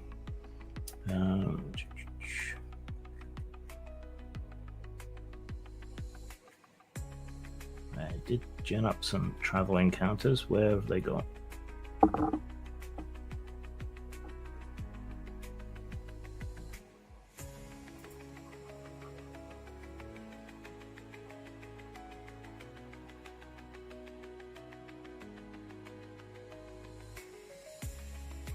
Okay. So after a couple of days sailing, one of the lookouts calls down from the crow's nest to the bridge. Captain, there's a ship to starboard, right down in the cloud sea, but I can see her masts and I can make out the shape. Under what flag do they fly? Can't see it flag, sir. They must be pirates.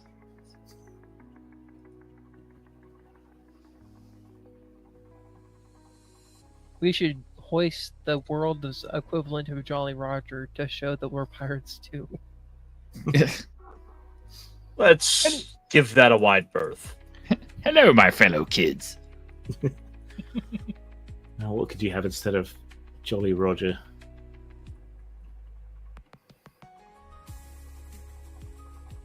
Happy Larry. Hoist the Happy Larry.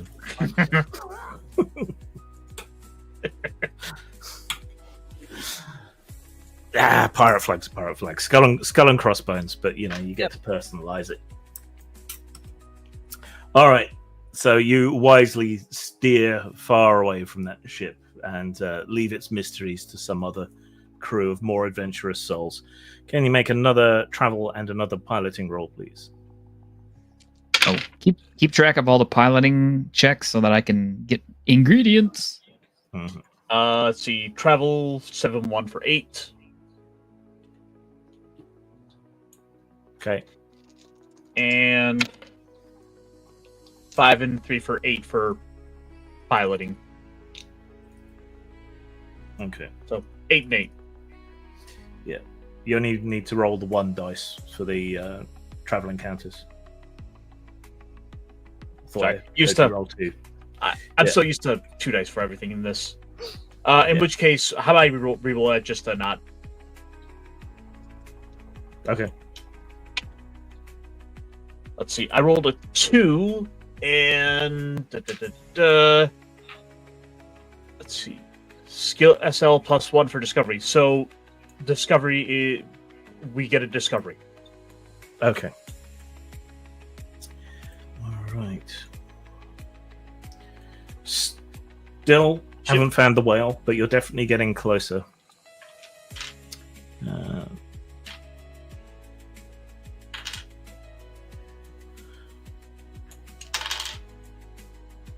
I thought I was muted. I was asking, do we have enough rum for the entire trip to find the whale? Depends how much you want to drink. Gotta keep the spirits of the crew up. By keeping the spirits in the hold down. Exactly. Yeah. We drain the spirits to keep them up.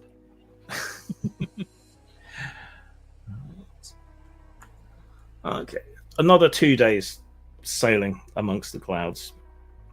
And then, late in the night, Devlin's awoken by one of the crew knocking on the cabin door. This better not be another cloud you think is a whale. No, sir. I sort of did see one that looks like a goat, but I didn't see one that looks like a whale. It looks like a goat. Goat, you say? Yes, a big one, made of clouds. All right, I'll be right there. But that's not what I came to wake you for, sir. This better be a great goat. The goat doesn't matter, sir. Eventually, you shamble onto the bridge, and whoever takes night duty is probably there as well.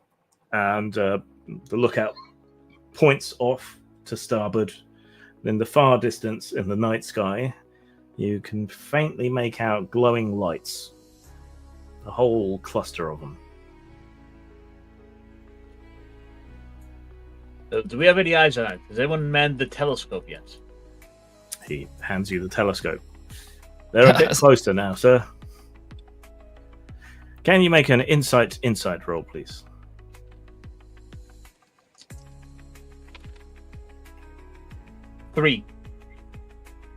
3. Okay, you left the lens cap on. It's like, no, the night is too dark. You cannot make anything out. I can go see what it is. Shoom! Off I go. All right. Quinn takes to the air in his pajamas, with Drakon swooping after him, and they rapidly disappear off in the direction of the lights. After a short time, your eyes adjust and the shapes begin to resolve. There are enormous, great jellyfish, a cluster of them, floating above the clouds with tendrils draped down beneath them. The way the wind's blowing, they will cross paths with the Zeitgeist before too long. Hey, Mr. Jellyfish, what are you doing? Do you speak jellyfish? Yes, I speak. Speaks any animal. They barely have brains, though, so I don't know what they would... Single syllable words. It's an ethereal jellyfish, therefore it speaks in a magical tongue. Because they have no brains, they have a magical essence. I don't know, something like that. It has no mouth, but it must scream. Okay, so you say, "Hi, Mr. Jellyfish, what's going on?" And it goes, "What? Are you looking for something? You're floating along here. Look? Are you trying to get food?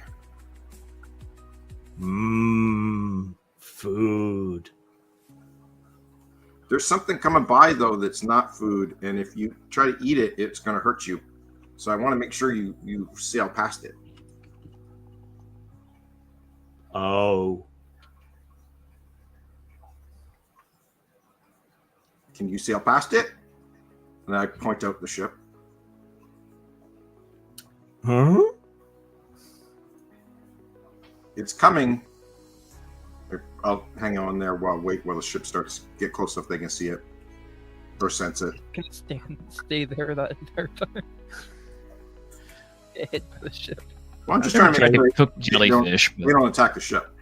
So the rest of you, see these things as they get closer. Big bioluminescent migratory jelly ships. A good dozen of them floating in an armada. And you're going to cross paths with them. Okay, those look kind of dangerous. Yeah, they're trailing great long filaments down into the cloud sea below. Do the filament cause the cloud sea to spark? Let me look.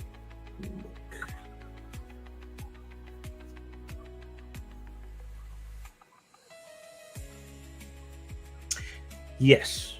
Wherever their long tendrils touch the clouds spark and crackle, and occasionally some stunned skyfish drift up out of the clouds, are snatched up by the tentacles and brought up to some sort of mouth on the underside. That's just frightening. So now that they're close, the ship's close enough, I'm like, see that thing? That'll hurt you bad if you touch it. See? Sense. Feel. Sense. Sense. Cloud. Sense. Fish. It's a not cloud coming. Food. It's the not cloud coming. Uh-oh. Not cloud? Where? Not cloud. Again, I point towards it. The jelly ship is unresponsive. I think your effect on them has been kind of minimal, Quinn. Yeah, but I'm just. Well- I have plenty of time. I'm just trying to prevent them from attacking the ship when it gets there. I don't think that's going to be an option. Do you want to take any kind of defensive action or steer away from them? Do I know anything about what jellyfish don't like? So make an insight willpower roll to recall some Sampang legends and gossip about jelly ships. An insight willpower? Yep. Okay, 2d8, d10. Add them together Yep. for a total of 10. Okay. A jelly ship is a massive translucent sky organism that drifts along ley line currents, typically, in seasonal migrations. The bell is the size of a small island, and it trails filament curtains down into the cloud sea.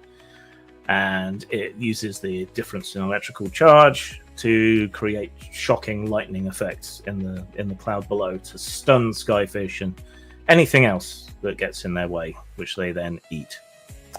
Skyfolk consider them an omen and an opportunity. Those filaments can be harvested, but it's very, very dangerous. And it produces a very Erion-rich silk if you can manage to sever the tentacles. Touching the wrong one, though, that gets you electrocuted, can overload your nervous system, or even erase parts of your memory as it electrifies your brain.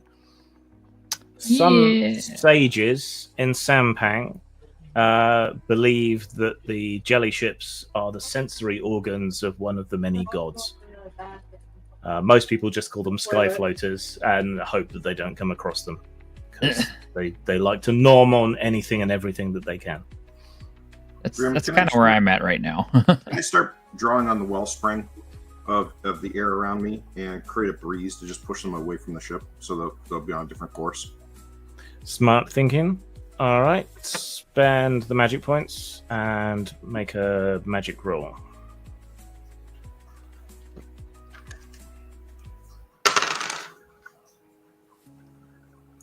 Excuse me. 15 and points. So just Okay. have the current pushing. Yeah, so you concentrate for a few moments, draw on the power of the air all around you, and summon up a strong wind, which blows them away from their course, knocking them off the track of the ley line. They gradually drift out of the way and are pushed off course from the ship. If you get back on board quick and everyone flies quickly before the wind dies down, you should be able to get past them. I do. Okay. Can I have another piloting roll from Devlin, please?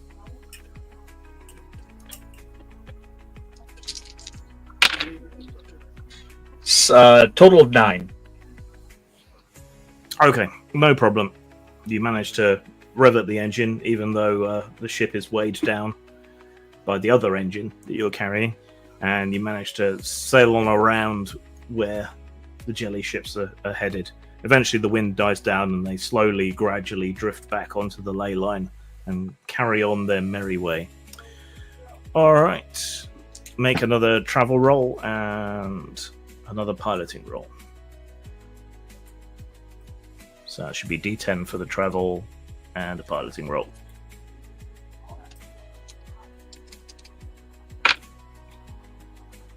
Nine. What do you mean, no? Make the roll, damn you. 9. Nietko. Okay. All right. You should get to the whale at the end of this roll, so I guess that takes care of any encounter that would happen anyway. So...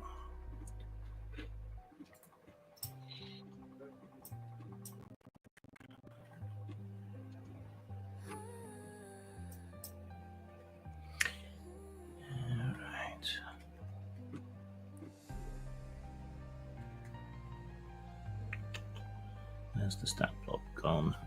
Damn you. Alright.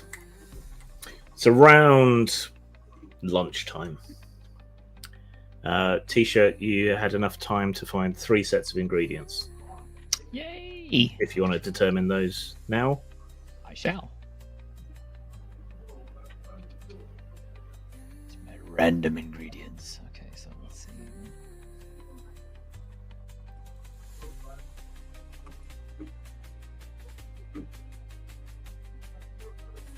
So 1 bitter, 1 sour, and 1 umami.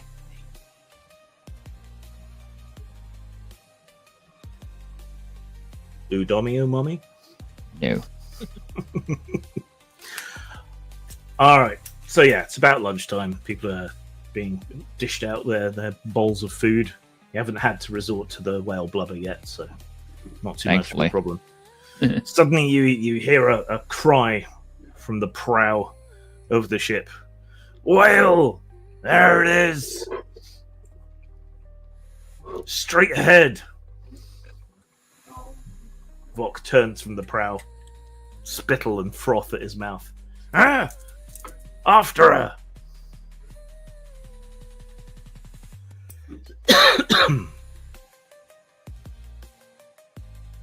Well? Sorry. Yeah. So Devin calls out. All right, all hands on deck. We've got a whale to go after. Captain Vok, head to the bow to see if that is the very beast you're looking for. I know it. It is. It is. She ain't far. Follow that whale. Maybe you shouldn't do that voice anymore. I don't think I should. I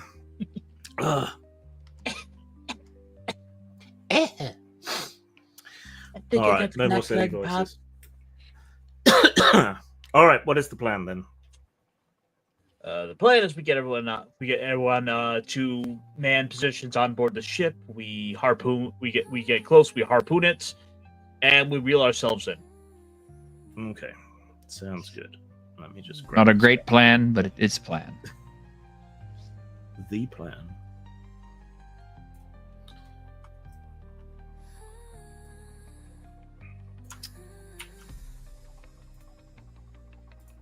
Okay, there's the stats for your ship. And excuse me.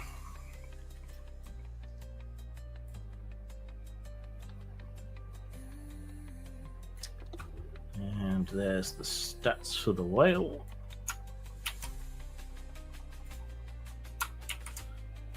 Yeah. I'm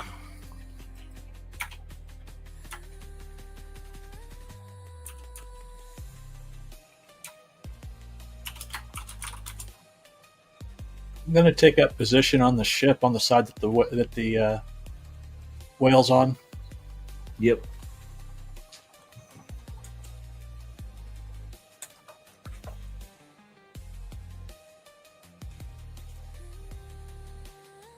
Okay, this whale counts as a villain, so you each get 1 Fabula point. Yay! Back up to 5. Can you make a piloting roll to catch up to the whale, please? Gladly. 8 and 4 for 12. Okay. The whale rolled poorly. Alright, you crank up the engines, the crew let out full sail and ready the guns. The ship lurches forward, though it is still a bit sluggish with the cargo hold full of that old engine. Now you rapidly close on the whale. The rest of you looking over the sides or out of the portholes or over the side of the deck can see this enormous, great sky leviathan of a whale. Plain white, covered in scar tissue, but it seems to be trying to fly away from you, but you are too fast for it, even in your encumbered state. I guess that means combat, so...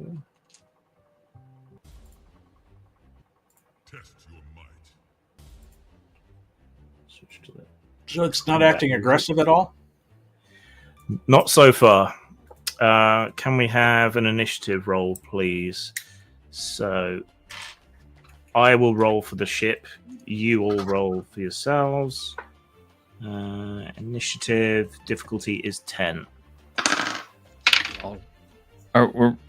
This rolls for everybody, right? Everybody rolls, Yeah. and each Okay. success that you get increases the initiative roll for the ship. And of course, I rolled a 3. I'm not How helping many you. Fabula points? Well, you could spend Fabula points. On a re-roll for initiative? Don't No! have to. How many people succeeded? I got 2 6s. Okay. Roll. 13. 14 for me. Not sure what that does Alright. on. Your side gets initiative. Someone rolled a critical? Yeah, I did. 2 6s. Okay, so you can create an opportunity. You can either give someone's next check advantage. You can afflict the whale with dazed, shaken, slow, or weak. You can increase or decrease a bond. Let's make him weak. You can get some information about the whale. I like that better. Okay, so you can spot a useful clue or detail, or discover one vulnerability or one trait of the whale. Vulnerability. All right. It is vulnerable to lightning damage, bolt damage.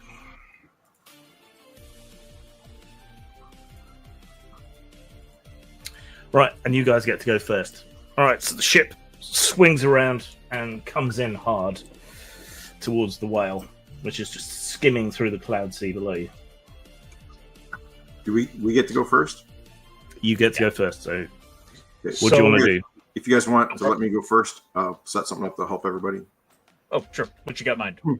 I'll cast arrow hex, so all fire and bolt damage is doubled, or is +5, and then that can be doubled by the vulnerability. So now we just got to do bolt damage to it. So you make a few arcane hand gestures and point towards the whale, and it is cursed. And it's go.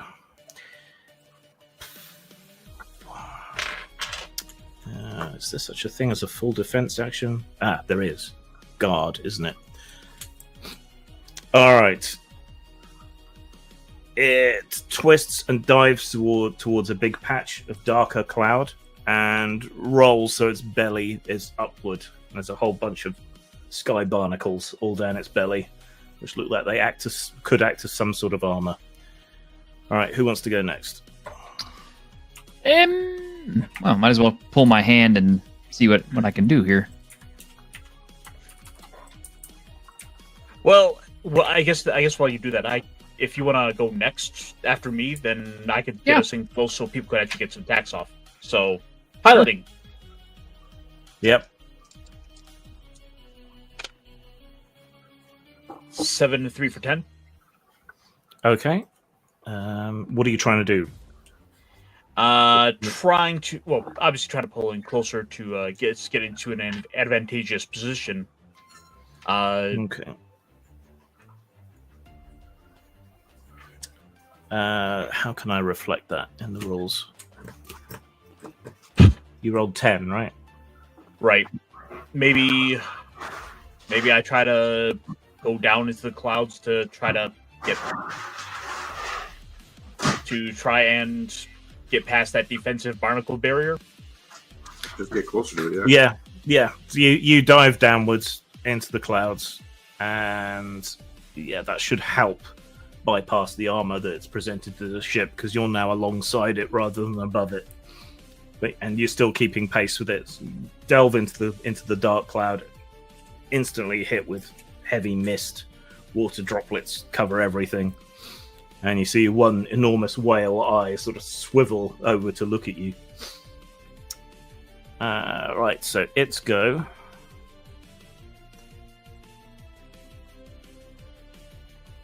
It uses blink. It uses fluke slam No. against the ship. So that is might and dex.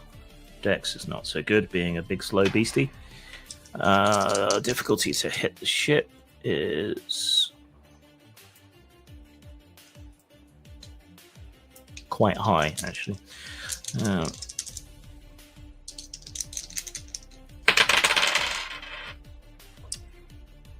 It's not enough. You're able to twist the ship out of the way as it sort of rolls ponderously through the cloud and flaps down one enormous flipper, nearly hitting you, but not quite. All right, who's up next? Well, as the flipper strikes at us, I'm going to take a swing at it. Parry the flip. All right, go for it. Make your attack roll. Parry this, casual. You only need a 6 to hit. Okay, I got a 13. Sorry, 8 to hit. All right, well, that's a hit. How much damage do you do? That is 13. 13. Okay. Right. You slash across the back of the fluke as it just narrowly misses the ship, and that very familiar smell of whale blubber comes off it, and whale blood and oil as well. Yeah.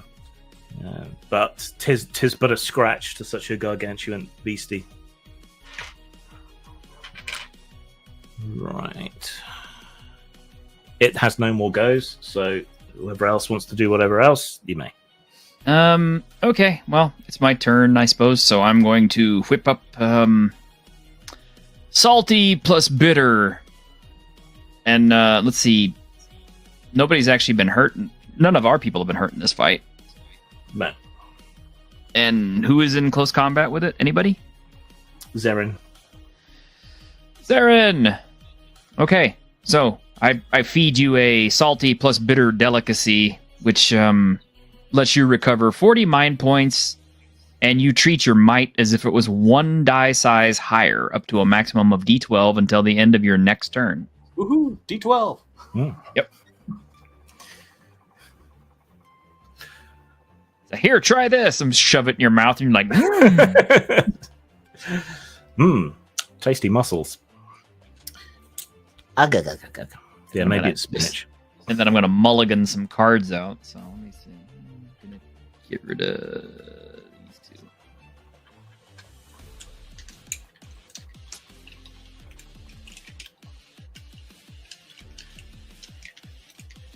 So who else wants to go? Should be just June. Devlin went. Quinn went. Yeah, it's just June. Oh, okay. So I will Try to do bolt damage. Yeah, I'll do bolt damage. Actually, I think I can do that just using elemental weapon. So I'm going to cast elemental weapon on my blade of finality, and 10 points for that. 2 total left. And let's see. Until the spell ends, all damage dealt by the weapon becomes of the chosen damage type. Okay. So, roll. That is will plus X. 8 plus 8.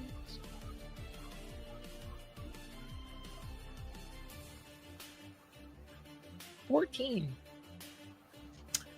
That's a hit. So how much double. damage do you do? It's 7 and 7, so I think I crit in.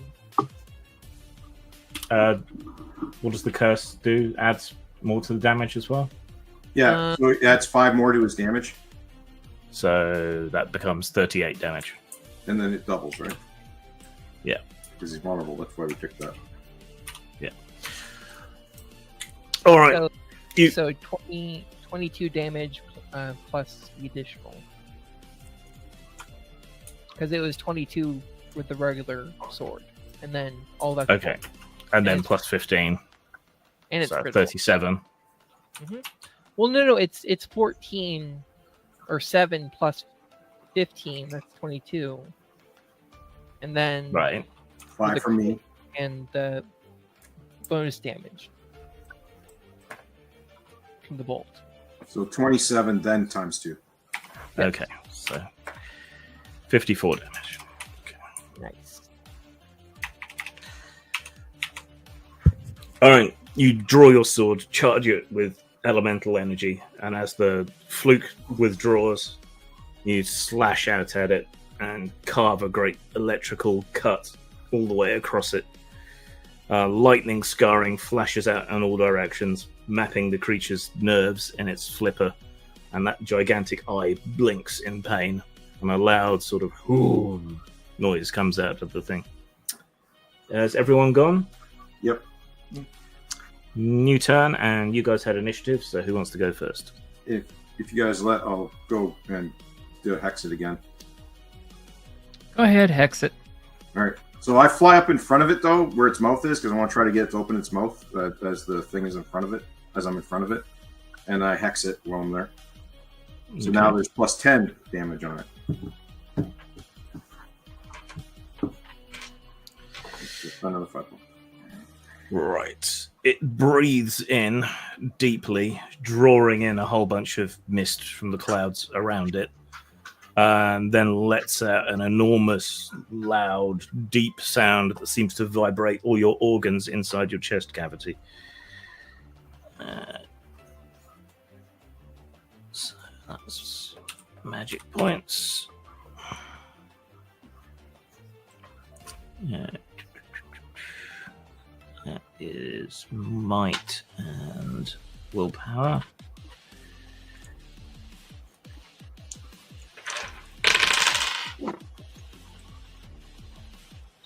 All right, if 13 beats your magical defense, It does. take 19 health points of damage. It sucks.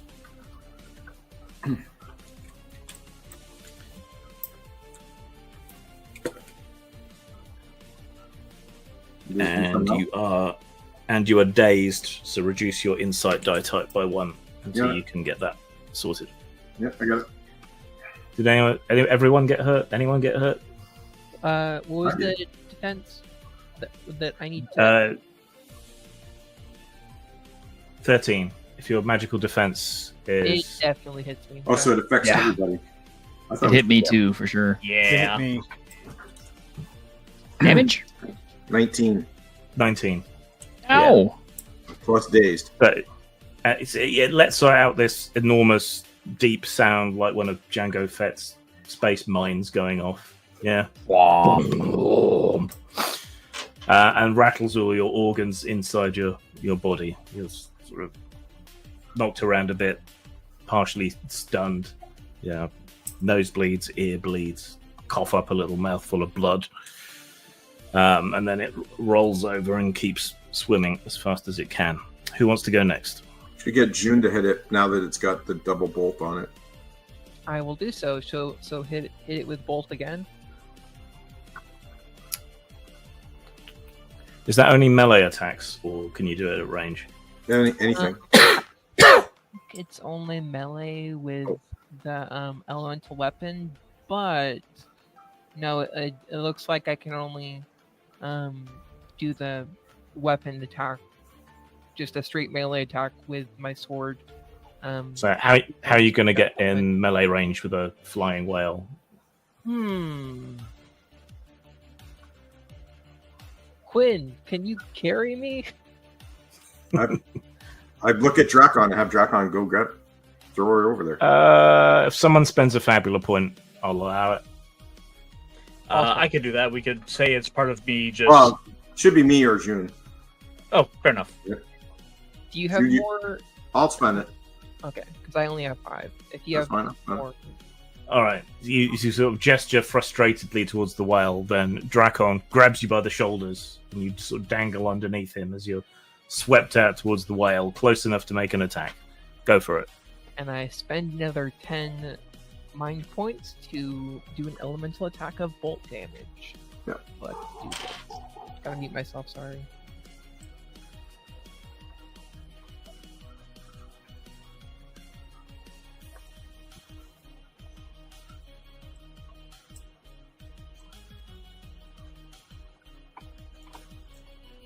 $15.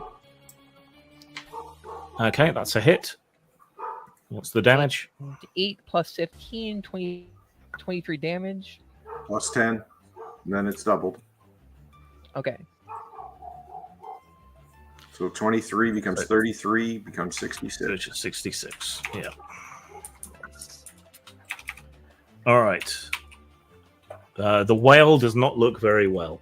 So dangling from underneath Drakon as he sort of sweeps over the back of this enormous whale, Jun holds up his sword. Lightning crackles out of the dark clouds all around, in all directions. The lightning strikes the sword, and then Jun digs down with the sword and carves a great scar along the whale's pale back. It roars in agony and lets out another pulse of energy. All right. If 10 beats your magical defense, take 16 health of damage. Okay, 16. If 10 is your magical defense? Yeah. My magical defense is 10, so taking what, 16 more damage? 16 more damage. Okay. Can't wait till my turn. So there's another loud noise from the whale. The air visibly shifts, and the sound wave pulses through all of you. I've hit Crisis, but I don't think there's any rules for that for my character right now. Yeah, I hit Crisis too. But... Yeah, it just means ouch if you don't have any special things that take effect. All right, everyone else's go now. I have a question. Can I spend inventory points to pull out like a basic weapon or something? You pull up those crystals. Yes, in theory. You can pull up those crystals that do 10 damage each. Well, no, I was gonna pull a crossbow out of my pack, or a short bow out of my pack. Yeah, as long as it's the absolute most basic version. Yeah, it's just the basic weapon. I'll let you do that. The Dex HR 8. Yeah, let me just find it.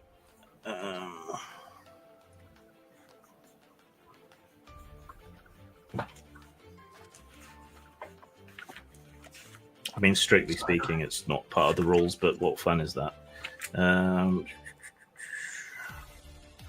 Shield. I mean, it stands to reason that on the ship we might have an extra crossbow rounds. Crossbow. Well, I was thinking short bow. Short bow's better for me. Short bow, okay. Crossbow would be cheaper in terms of points.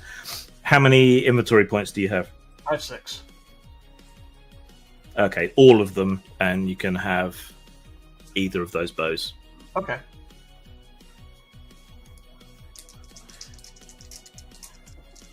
All right. Take my shot. Yeah.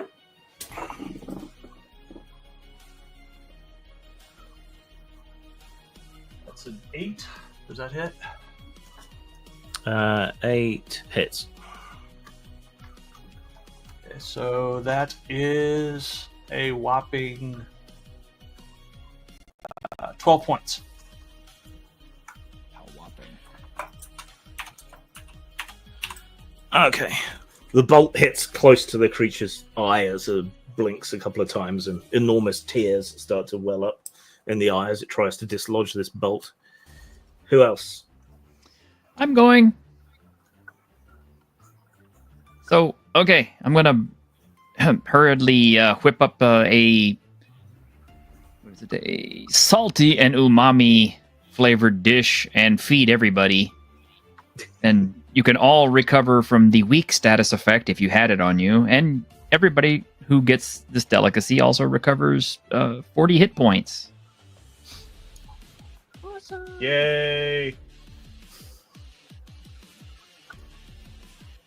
We need to come up with some rationalization for how this works. It's basically magic food, isn't it? It's basically magic food, yes. It, Like I finds throw its it at own way into your people. mouth. T-shirt, does it find its own way into your mouth? It doesn't explain how it works. I picture it like in a JRPG where you throw the potion at an ally and they just get better. Yeah, basically. It's like, yeah, you're covered in spaghetti and linguine or whatever, but you're feeling better. So. I don't like the idea of it like feeding itself to you, because you might wake up one night and there's a bunch of ramen climbing up your chest and pushing needles into your nose. And Well, That's exactly what I picture. It's flying through the air and just sort of like going in your mouth and like. Whoop. I guess mean, it just flies out in all directions, turns into energy magic of some kind, and then pours down into you. yeah. I mean, but I figured everybody could use 40 hit points, so. Yeah. All right, That's- so that just leaves who? Anyone? Oh, and I'm going to mulligan out a couple of my cards. Okay. Did Devlin go this Steve. turn? No, not yet. I guess the most he could do is just kind of keep up with it and basically, tell whoever's on the harpoon to fire and latch us on. So he's gonna dish out orders. Okay. So your vengeance-fueled captain, who is supposed to want to kill this beast, he's manning the harpoon cannon, and yet he doesn't fire. What the hell's wrong with him? Vok! There's a sudden uprush of air that practically tears the sails from your masts and causes the ship to buck and twist around. Some no-name NPC falls off the side of the ship into the void. The whale you've been fighting, bleeding from its many wounds, is also blown away to the side. The skies grow impossibly dark as a gigantic mouth lunges up out of the abyss below you and then snaps shut. You mean something just showed up and ate the whale? No, it ate you. There's always a bigger fish. Oh, Yeah. shit.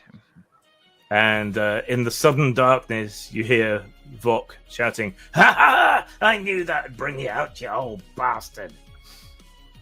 Such devastation.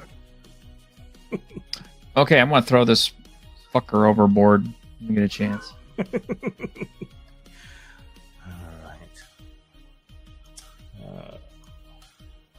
For a long moment, there's just the dark and strange noises all around you. 1 second here.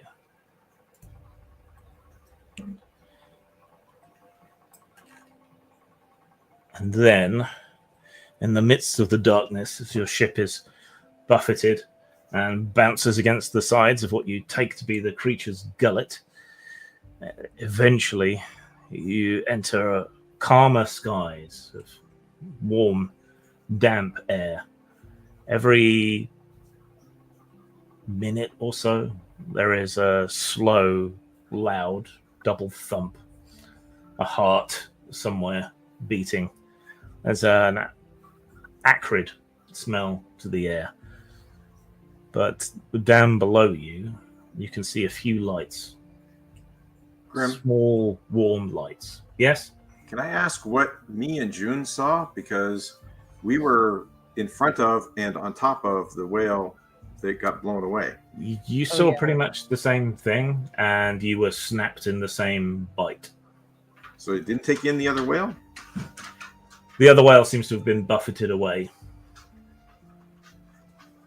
Okay. What do you want to do?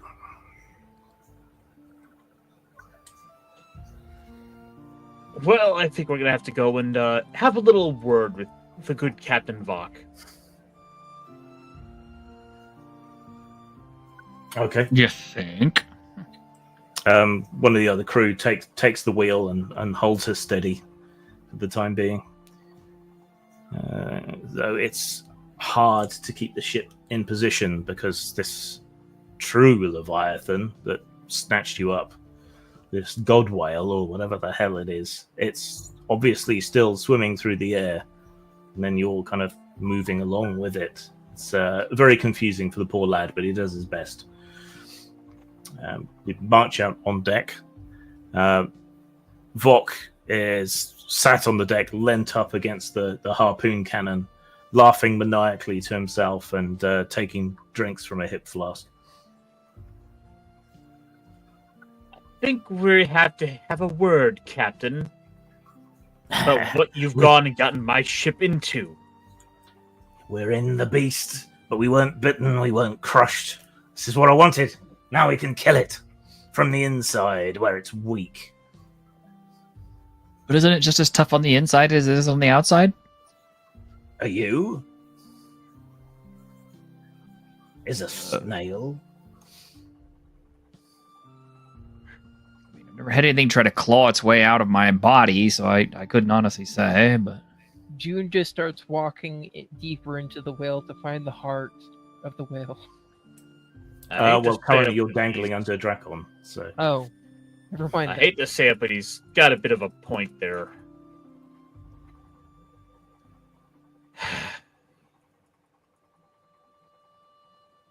You better have this money. Of course. It's safe with my broker. Back on the drift. But more importantly, what I do have is this. And he unscrews his peg leg and drops out a device of some kind. It glows and pulses with barely contained magic. A masterwork from the Boom Boom Guild. If we put this near some vital organ, it should kill the beast.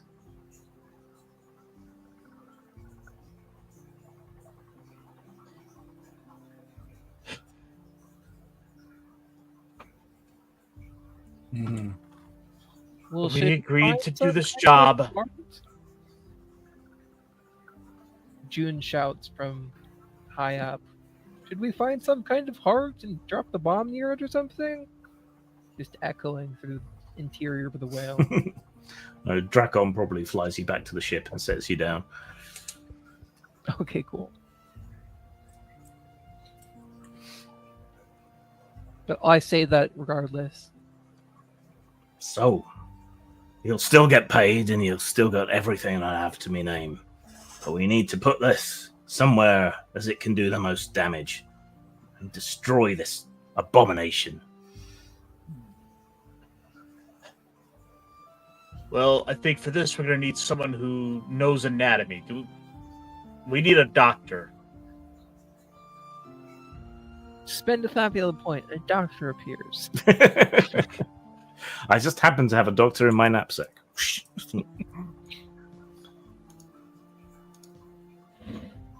You probably have an NPC sawbones of some description.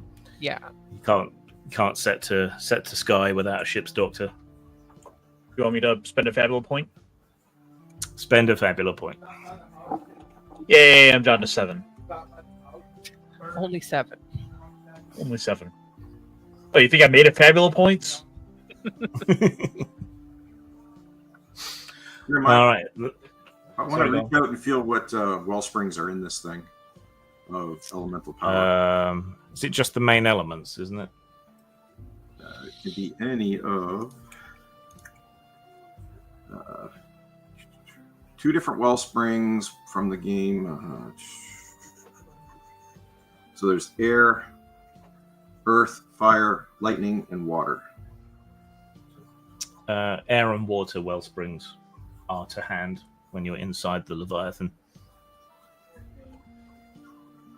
And then fire from Dracon, right? Yeah. Is there a way to examine this thing to see if we can figure out what it might be vulnerable to? It's vast and it's dark in here at the moment, though you can still see these little lights down below you. Well, I'll fly down with Drakon and take a look around, because he can light up the way for me. Okay. I'll come back to you in a sec then, because it's going to take you a minute to fly down.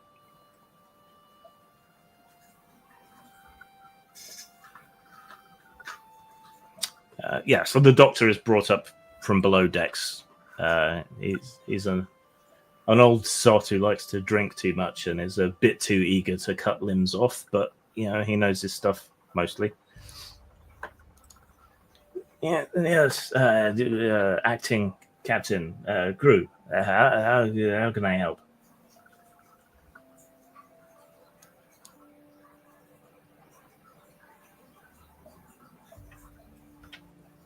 I can't. Well, I should go back to my cabinet of medicinal alcohols then, and I'll see you later.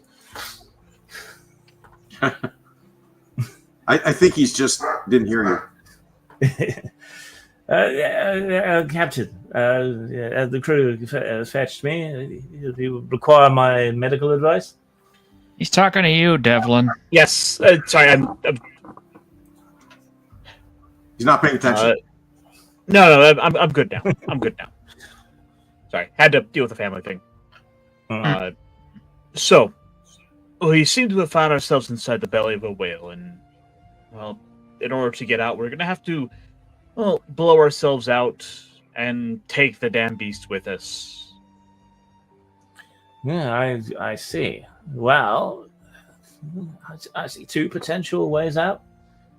One perhaps more palatable than the other. You better not be thinking what I'm thinking. Well, we can either evacuate one way or the other, as either vomitus or scat. Oh, that's really what I wanted to do, is go out the asshole.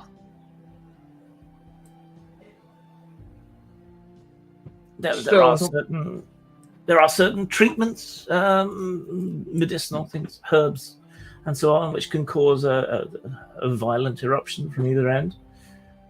Perhaps Devlin stops and he turns to Aniel about a food poisoning.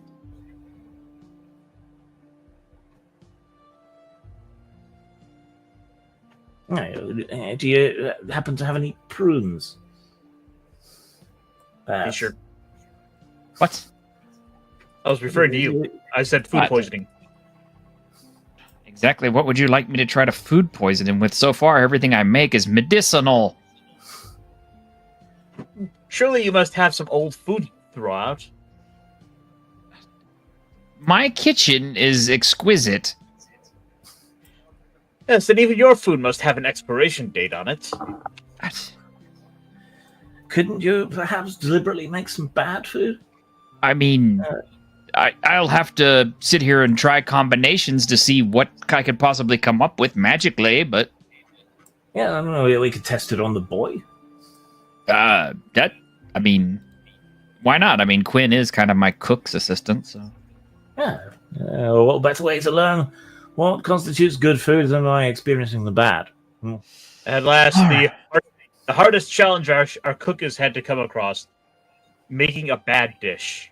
Making a bad dish, yeah, because just about everything I make is like something that recovers and helps you and makes you. I mean, like the only thing I have that's bad is one of them gives you a weak status effect and deals 20 fire damage. Though we may perhaps have another issue. A creature this vast, a meal on our scale is like a grain of rice to the beast. We need ingredients, sir. I have lots of ingredients. I think we need more. And we need the right ingredients. Things that will encourage the creature to swab the poop deck, so to speak, or to issue forth from the other end. Perhaps instead of that, we could exit the ocular cavities. Where's the fun in that? Meanwhile,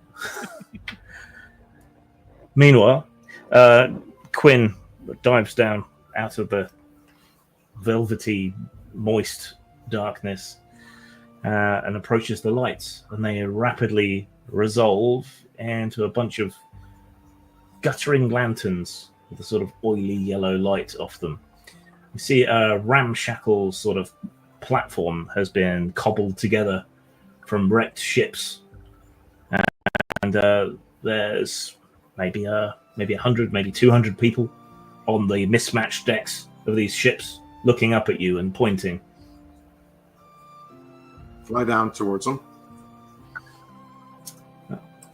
All of them have broad-brimmed hats made of canvas or leather or other materials scavenged from the ships.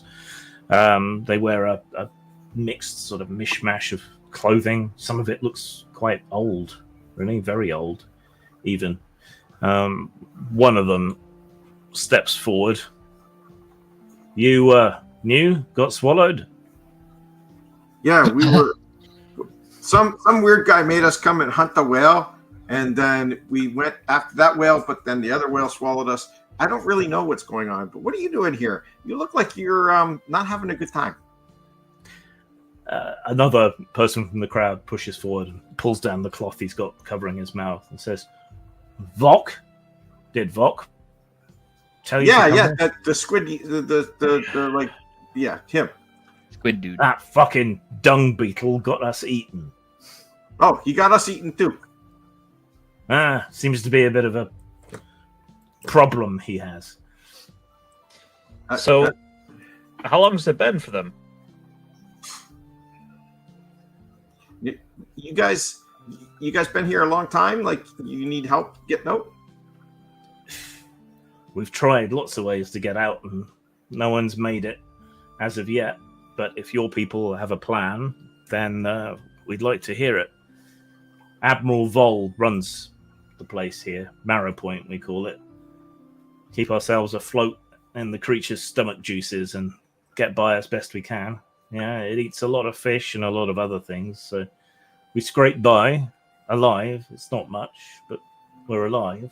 All right.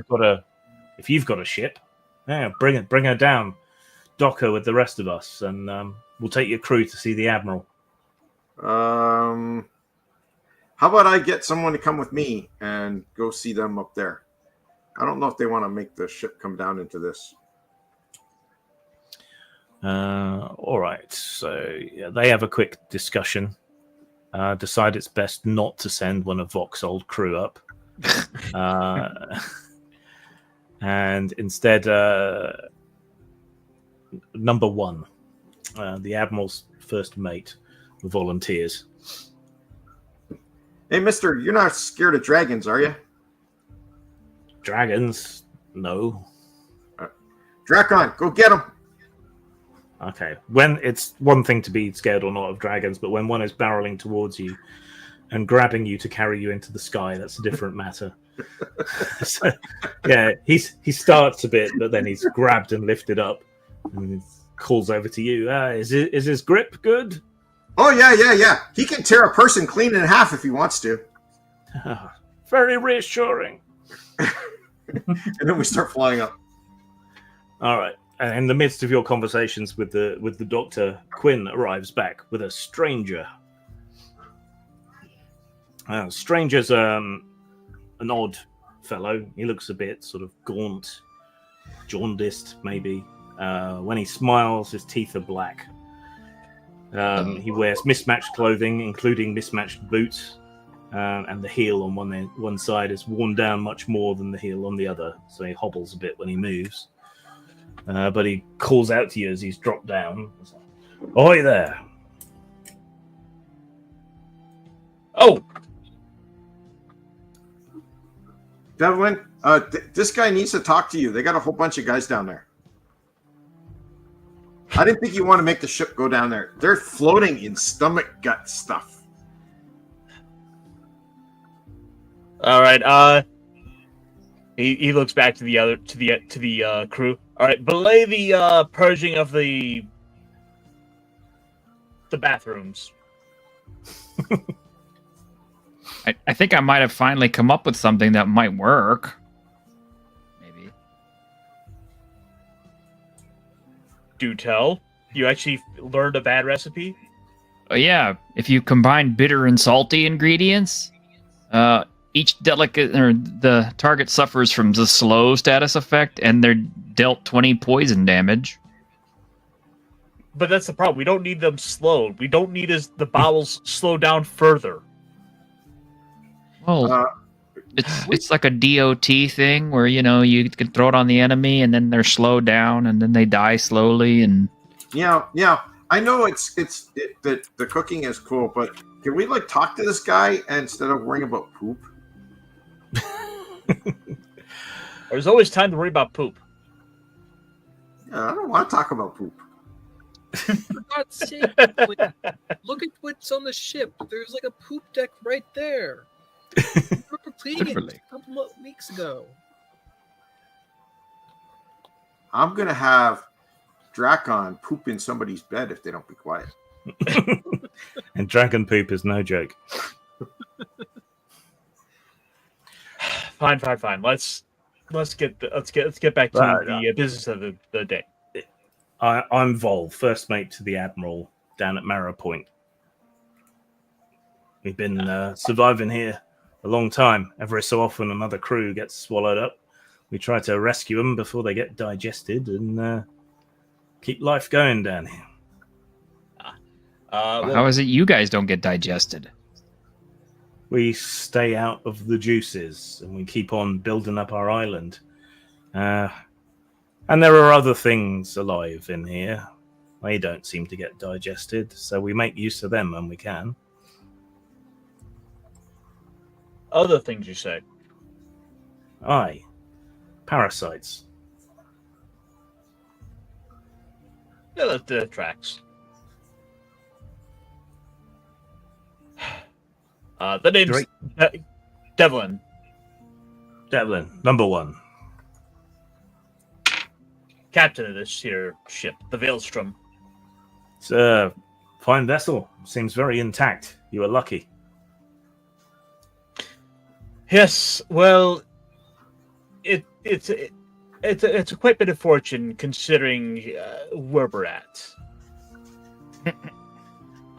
Tell me, do many other ships make it in here? Not many, not intact. Looks like your ship was small and nimble enough not to catch the sides. The Admiral would love to meet you, I'm sure. He can tell you anything you want to know about this beast's belly that we're in. I suppose we'll have to put together a little offshore travels off the ship. I saw you've got another ship attached, or a sort of junk, or a floating restaurant or something. You could put some people on that and bring it down. There's an idea. Tell me, are you hungry? Yes. You got any fruit or vegetables? Got lots of noodles. Yes, we do. Wheat noodles? Well, Bread. all kinds. Buckwheat, and rice, whatever. Yeah, and anything that ain't whale guts scraped from the inside of this thing's body, or fish that's been swallowed down. Anything other than that, I'm game. I'd say it sounds like you've been eating some very gamey food for quite some time. Aye, we mine flesh from the inside of the beast to keep us fed when things are a bit scarce, and then when he swallows a wreck, we can usually find some rations in there, but it's not a lot. It's hard to get by, and if you dig too deep into the side of the beast, then these things come out of it and eat us. Things you say. Ooh. Like platelets?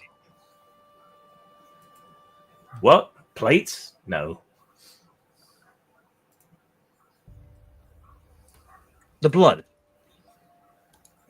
stuff in the blood, yeah. If we bite too deep into the flesh, then these big, blobby things well up out of the wound and eat anybody near to it.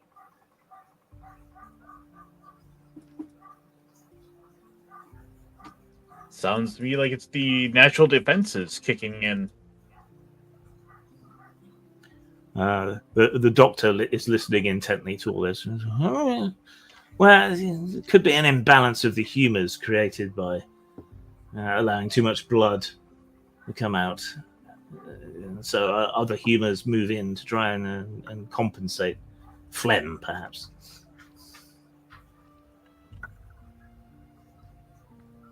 Still, it's something we should probably investigate. Yeah, absolutely. If we're gonna blow our way out of here, then we gotta make sure we know what's going on. What? Says number one. Blow your way out of here? What? We've tried cannons. That didn't help. Oh, let's just say we may or may not have something up our sleeves. Well, just so you know, we've tried cannons, we've tried magic, we've tried burrowing out of the creature, just taking away enough flesh each time without these blobs turning up to eat us. Nothing's worked in a long time. But anyway, the Admiral can fill you in on the rest. It's not really my place to speak.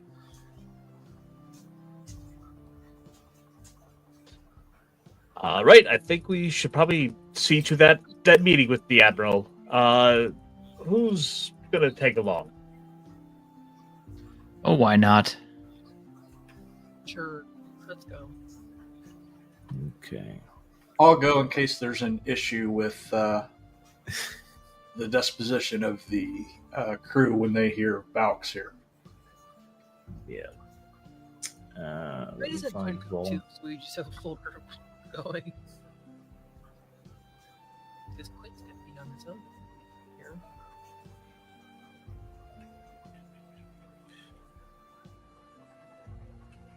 Damn it. Ah, there we are.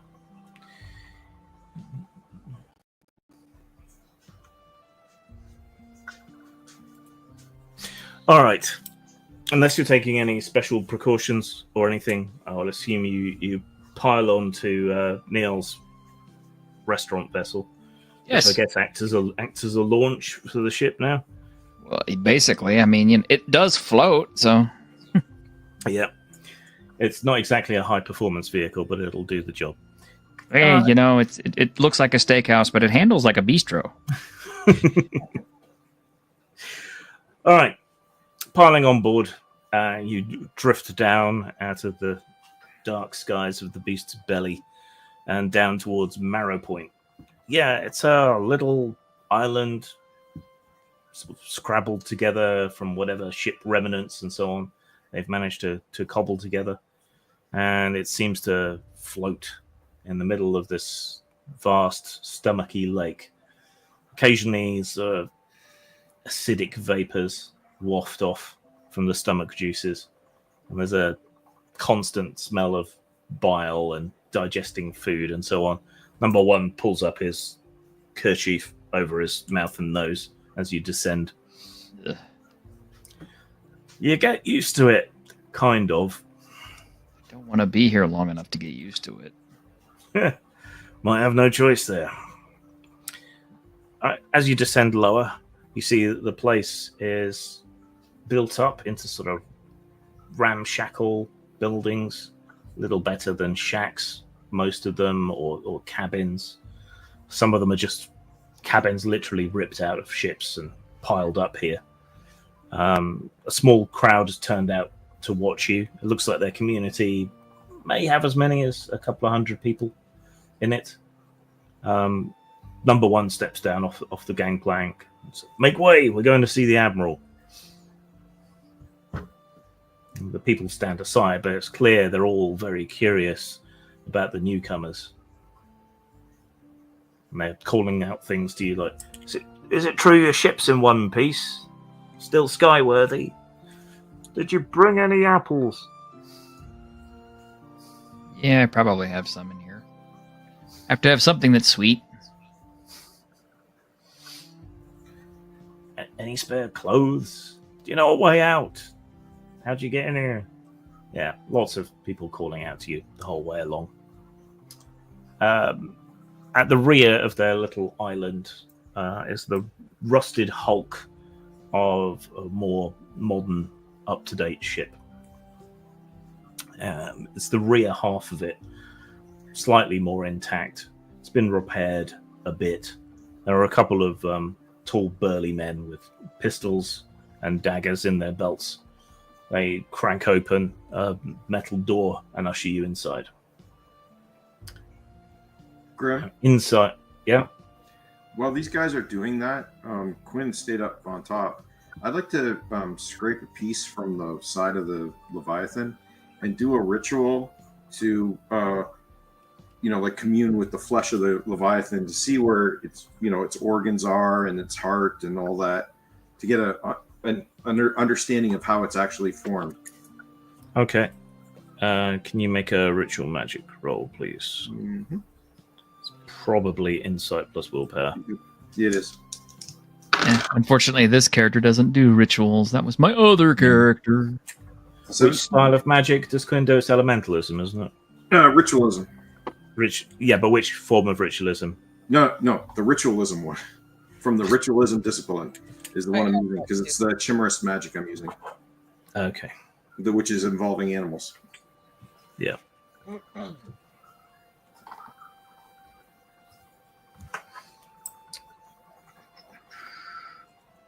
Because he's got a couple different Okay. stuff you can do. So Yeah, you can either use insight, willpower, or might and willpower.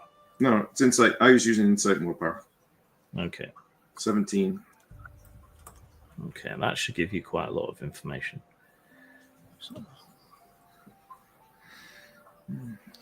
Right, so what did you want to try and learn about it? It's sort of general layout, where its major organs were.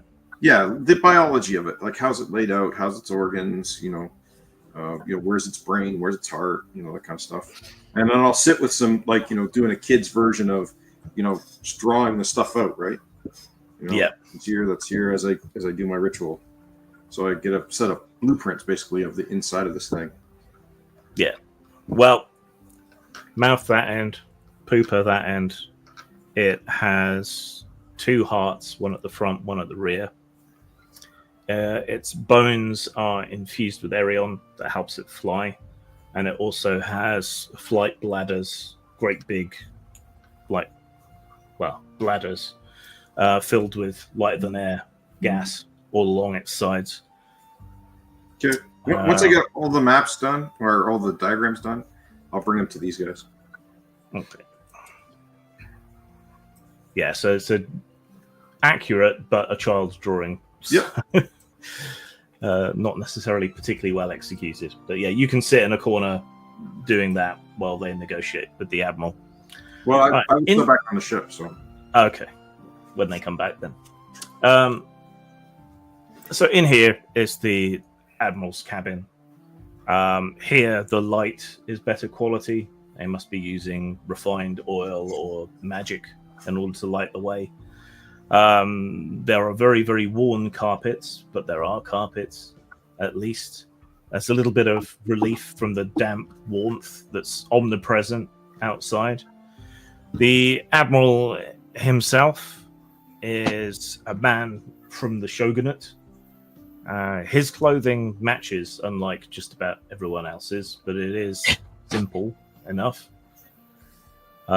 He gets up from his chair, and you see he's wearing like a crown of driftwood, and he flashes you a charming smile and walks down, thrusts out his hand towards Devlin, who he has assessed is probably the captain at the moment.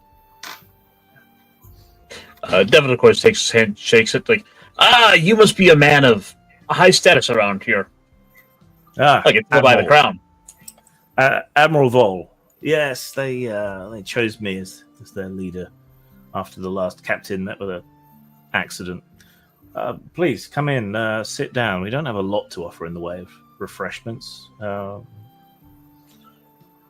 but we've managed to refine some water. If you want something that doesn't taste like whale. I think Devlin's gonna pull out a bottle of the wine he had procured from the monastery last time. Wine? Ah, well, I am honored. I hope you have many other treasures to share with our little community. He sits back down in his throne, gestures to the various seats around. So, how the devil did you get here? Oh, I suppose the same as many other person. We had taken a job from this captain who had lost everything, wanting to seek this whale out, and well, he failed to disclose exactly how large of an undertaking this was. Volk, right? An opter lost his crew. Some of them turned up here not so long ago. The very same. So, what, did he get you too? No. We were able to rescue some of them, but they definitely bear a grudge. I'd keep him well away from them if I were you. Oh, they'll have to get in line once this is done, and once I've been paid for getting out of here. Well, you might be stuck here. We've all dreamt of a way out, but we haven't managed to make any of our plans or schemes work as of yet. We don't. I have an idea at last. Oh. How much money can we cobble together? Money? I'm actually talking to my people. Okay. Well, I'm listening. Seriously, how much money can we cobble together? Because I'm going to need a lot of money to make this work. I have 220 zenit on 240. You have 220. You have 240. You what? I have 90. 90. That's not much. Remember, we have 1,000 from before, minus the 100 that we already spent. Okay, and you don't have any, do you? Quinn? No, Quinn gave it all to you, remember? Yeah, Quinn gave it all to me. So, sum total, we've got 1,730 zenit. Okay, so I have to do a project to make a special kind of meal, because that's literally what it says. It says, hold on a moment. Yeah, delicacies created through the cooking skill have an immediate effect and are then destroyed. If you want to prepare foods with unique effects and use them later, you must instead use the rules for projects. So looking at the rule for projects, I'm not sure how big of a potency we need, but the area is going to be obviously huge because this thing is huge. So that's ×4 on the multiplier. It's a consumable, so it's only a ×1 multiplier on that, so it's not that bad on that. But the big problem is the base cost, because if the base cost is really, really high, then I don't have enough zenit to be able to make it. We don't much care about money here, but if you have a plan that could set us all free, our meager resources are yours to command. Great. How much money you got? Hang on, I'm going to look up these projects. So we haven't really used those rules much yet. Yeah, page 134, 135. Okay. Describe the effect of the project, how it operates, what kind of energy it requires, and the specific benefits it provides. So, you want to make kill a whale. What, do you want to kill it, or do you want to make it throw you all up out of the whale? I figure killing it will get us out of it just as easily. Okay. See, the problem is the potency, which is on 135. Is it if it's okay? Medium is like travel underwater, contain a spell, perform a specific operation in place, provide short-term energy. But major is fly, alter the nature of an area for a short time, cancel the effects of a spell. And then extreme is alter the nature of an area for a long time, contain the power of a demon, prevent a catastrophe, possess a full intelligence and personality. It's like, Yeah. I think it's going to have to be extreme in potency because the creature is the area. So, and if the creature is the area, so it's a huge creature. yes. So that's 32,000. Then actually it's times 5. So 5 times 8 is 40,000 in it. Oh, hang on. All right, hang on. There's another way around this. Let me just do some figuring.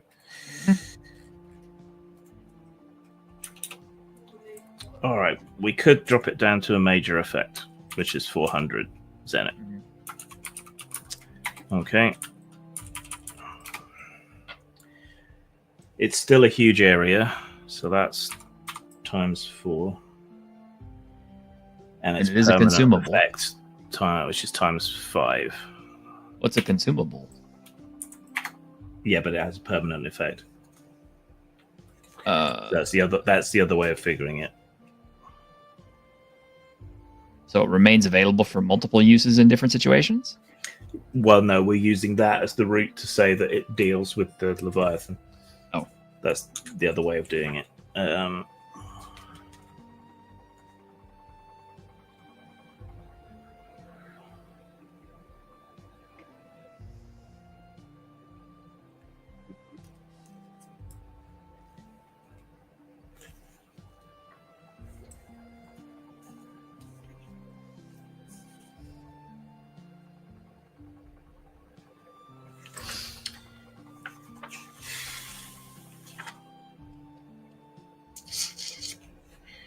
And if we do it the other way,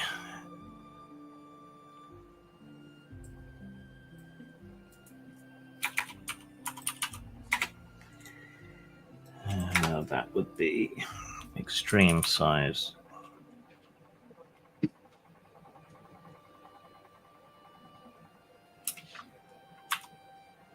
Huge effect and consumable.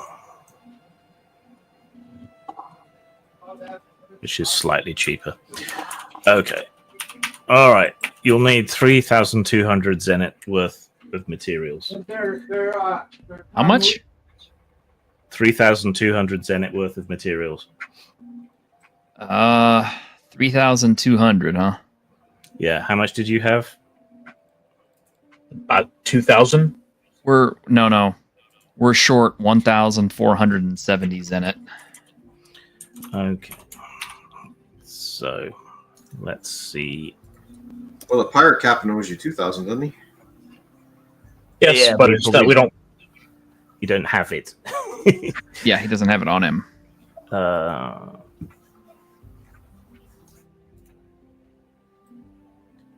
what can these scurvy lads provide for you?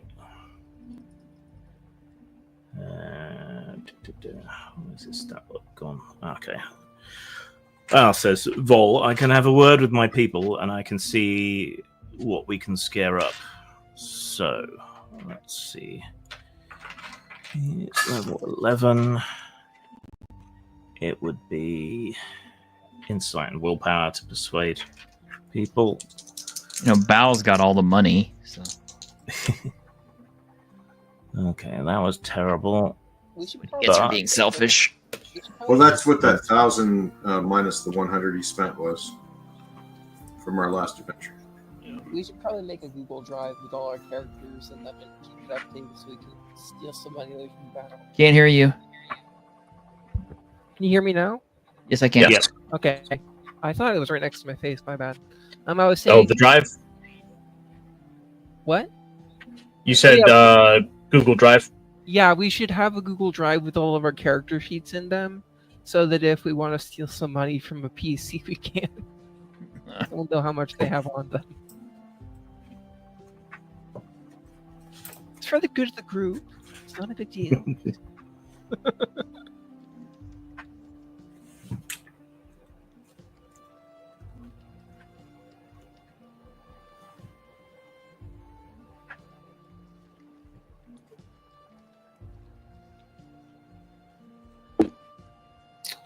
All right.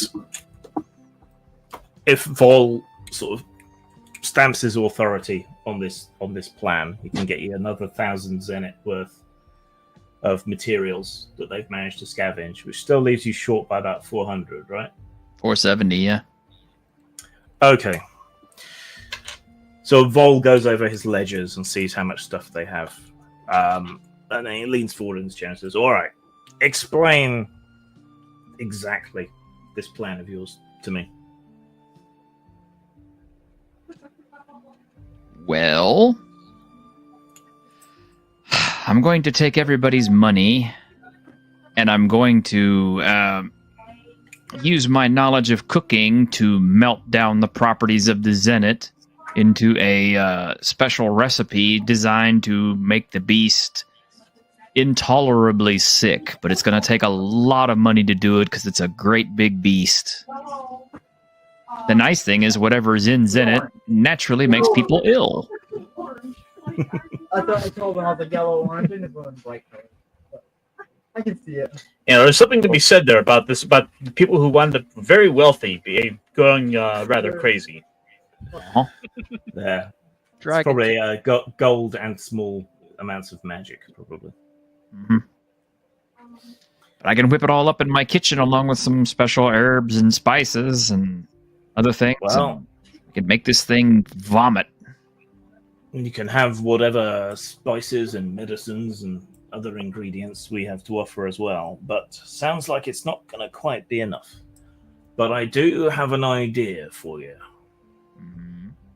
If you're willing to listen, and if you're I'm willing listening. to undertake it yourselves. See, we don't catch everything that this beast swallows, right? Some of it gets dissolved in the stomach and digested, but other things, like metal, treasure, the bones of some hardy sky beasts, things like that, they carry on towards the exit. Now, we've banned people from heading back there. Too many people were crushed to death or came to sticky ends when the parasites got to them. But if you're brave enough to head there, well, you're not quite citizens yet. So we can bend the rules a bit.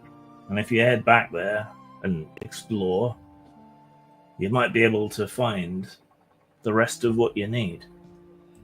So what do you say? So we've got to go digging around in a Leviathan's butthole to find gold. It's the long and the short of it, yeah. But where there's muck, there's brass. I mean, you know, we're coming out one way or the other, or we're dying here. So why not? Well, Any jolly good. objections? Well, Yes. frankly, I don't care if there's any objections. I think we should go ahead with this plan. I assume there's no gong farmers. Well, occasionally we'll risk it for certain chemical ingredients that have their uses, gunpowder and the like. You understand? Yep. All right, I shall organize things up here at my end, and you should go and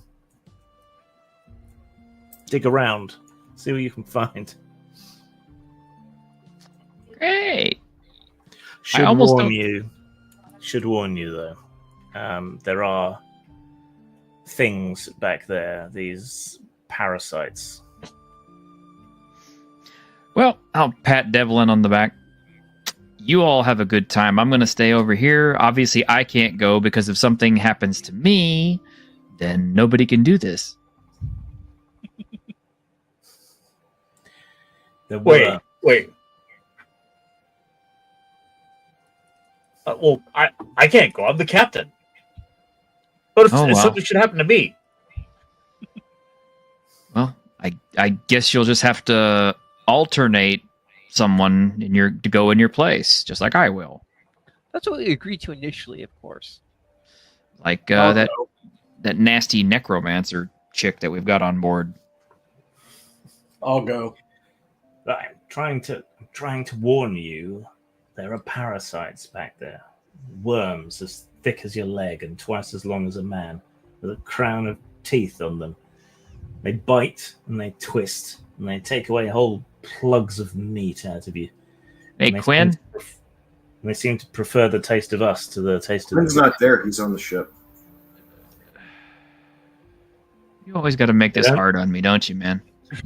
They don't like fire, but it can be a bit dangerous to use that down in the guts. There's pockets of gas and all sorts. But be careful. They spray poison if you don't kill them quick.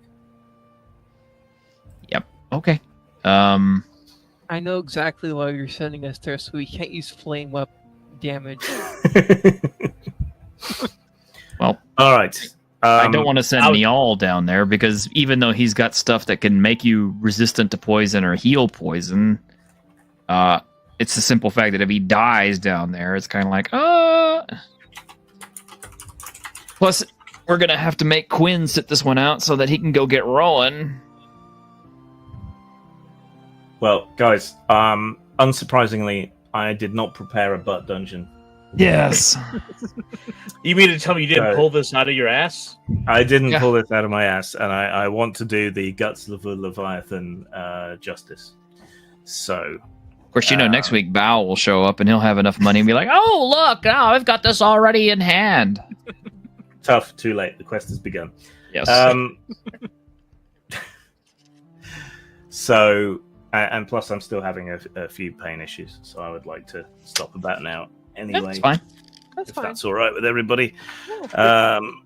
So we shall pick up next time as you plumb the depths of the Leviathan's butt dungeon. Plumb the depths of the anus. I suppose last thing would it be appropriate for us to figure out any additional bonds in the meantime? Yes, feel free to organise some bonds quickly, and then we should call it quits for tonight. Sounds good to me. And I don't ever think. Sorry, and we're going to sort out everyone's XP and make sure everyone's got the same next time. So, I admire Zarin. He throws himself in battle for me. That's a nice thing. He threw himself in front of me and saved me from damage. So of course I should naturally develop a bond with him. Assuming, of course, you're going to be sticking around for a while. Oh, I plan on it. All right. awesome. Fantastic. All right. Well, I then we're done admire for tonight. Oh, we get XP? We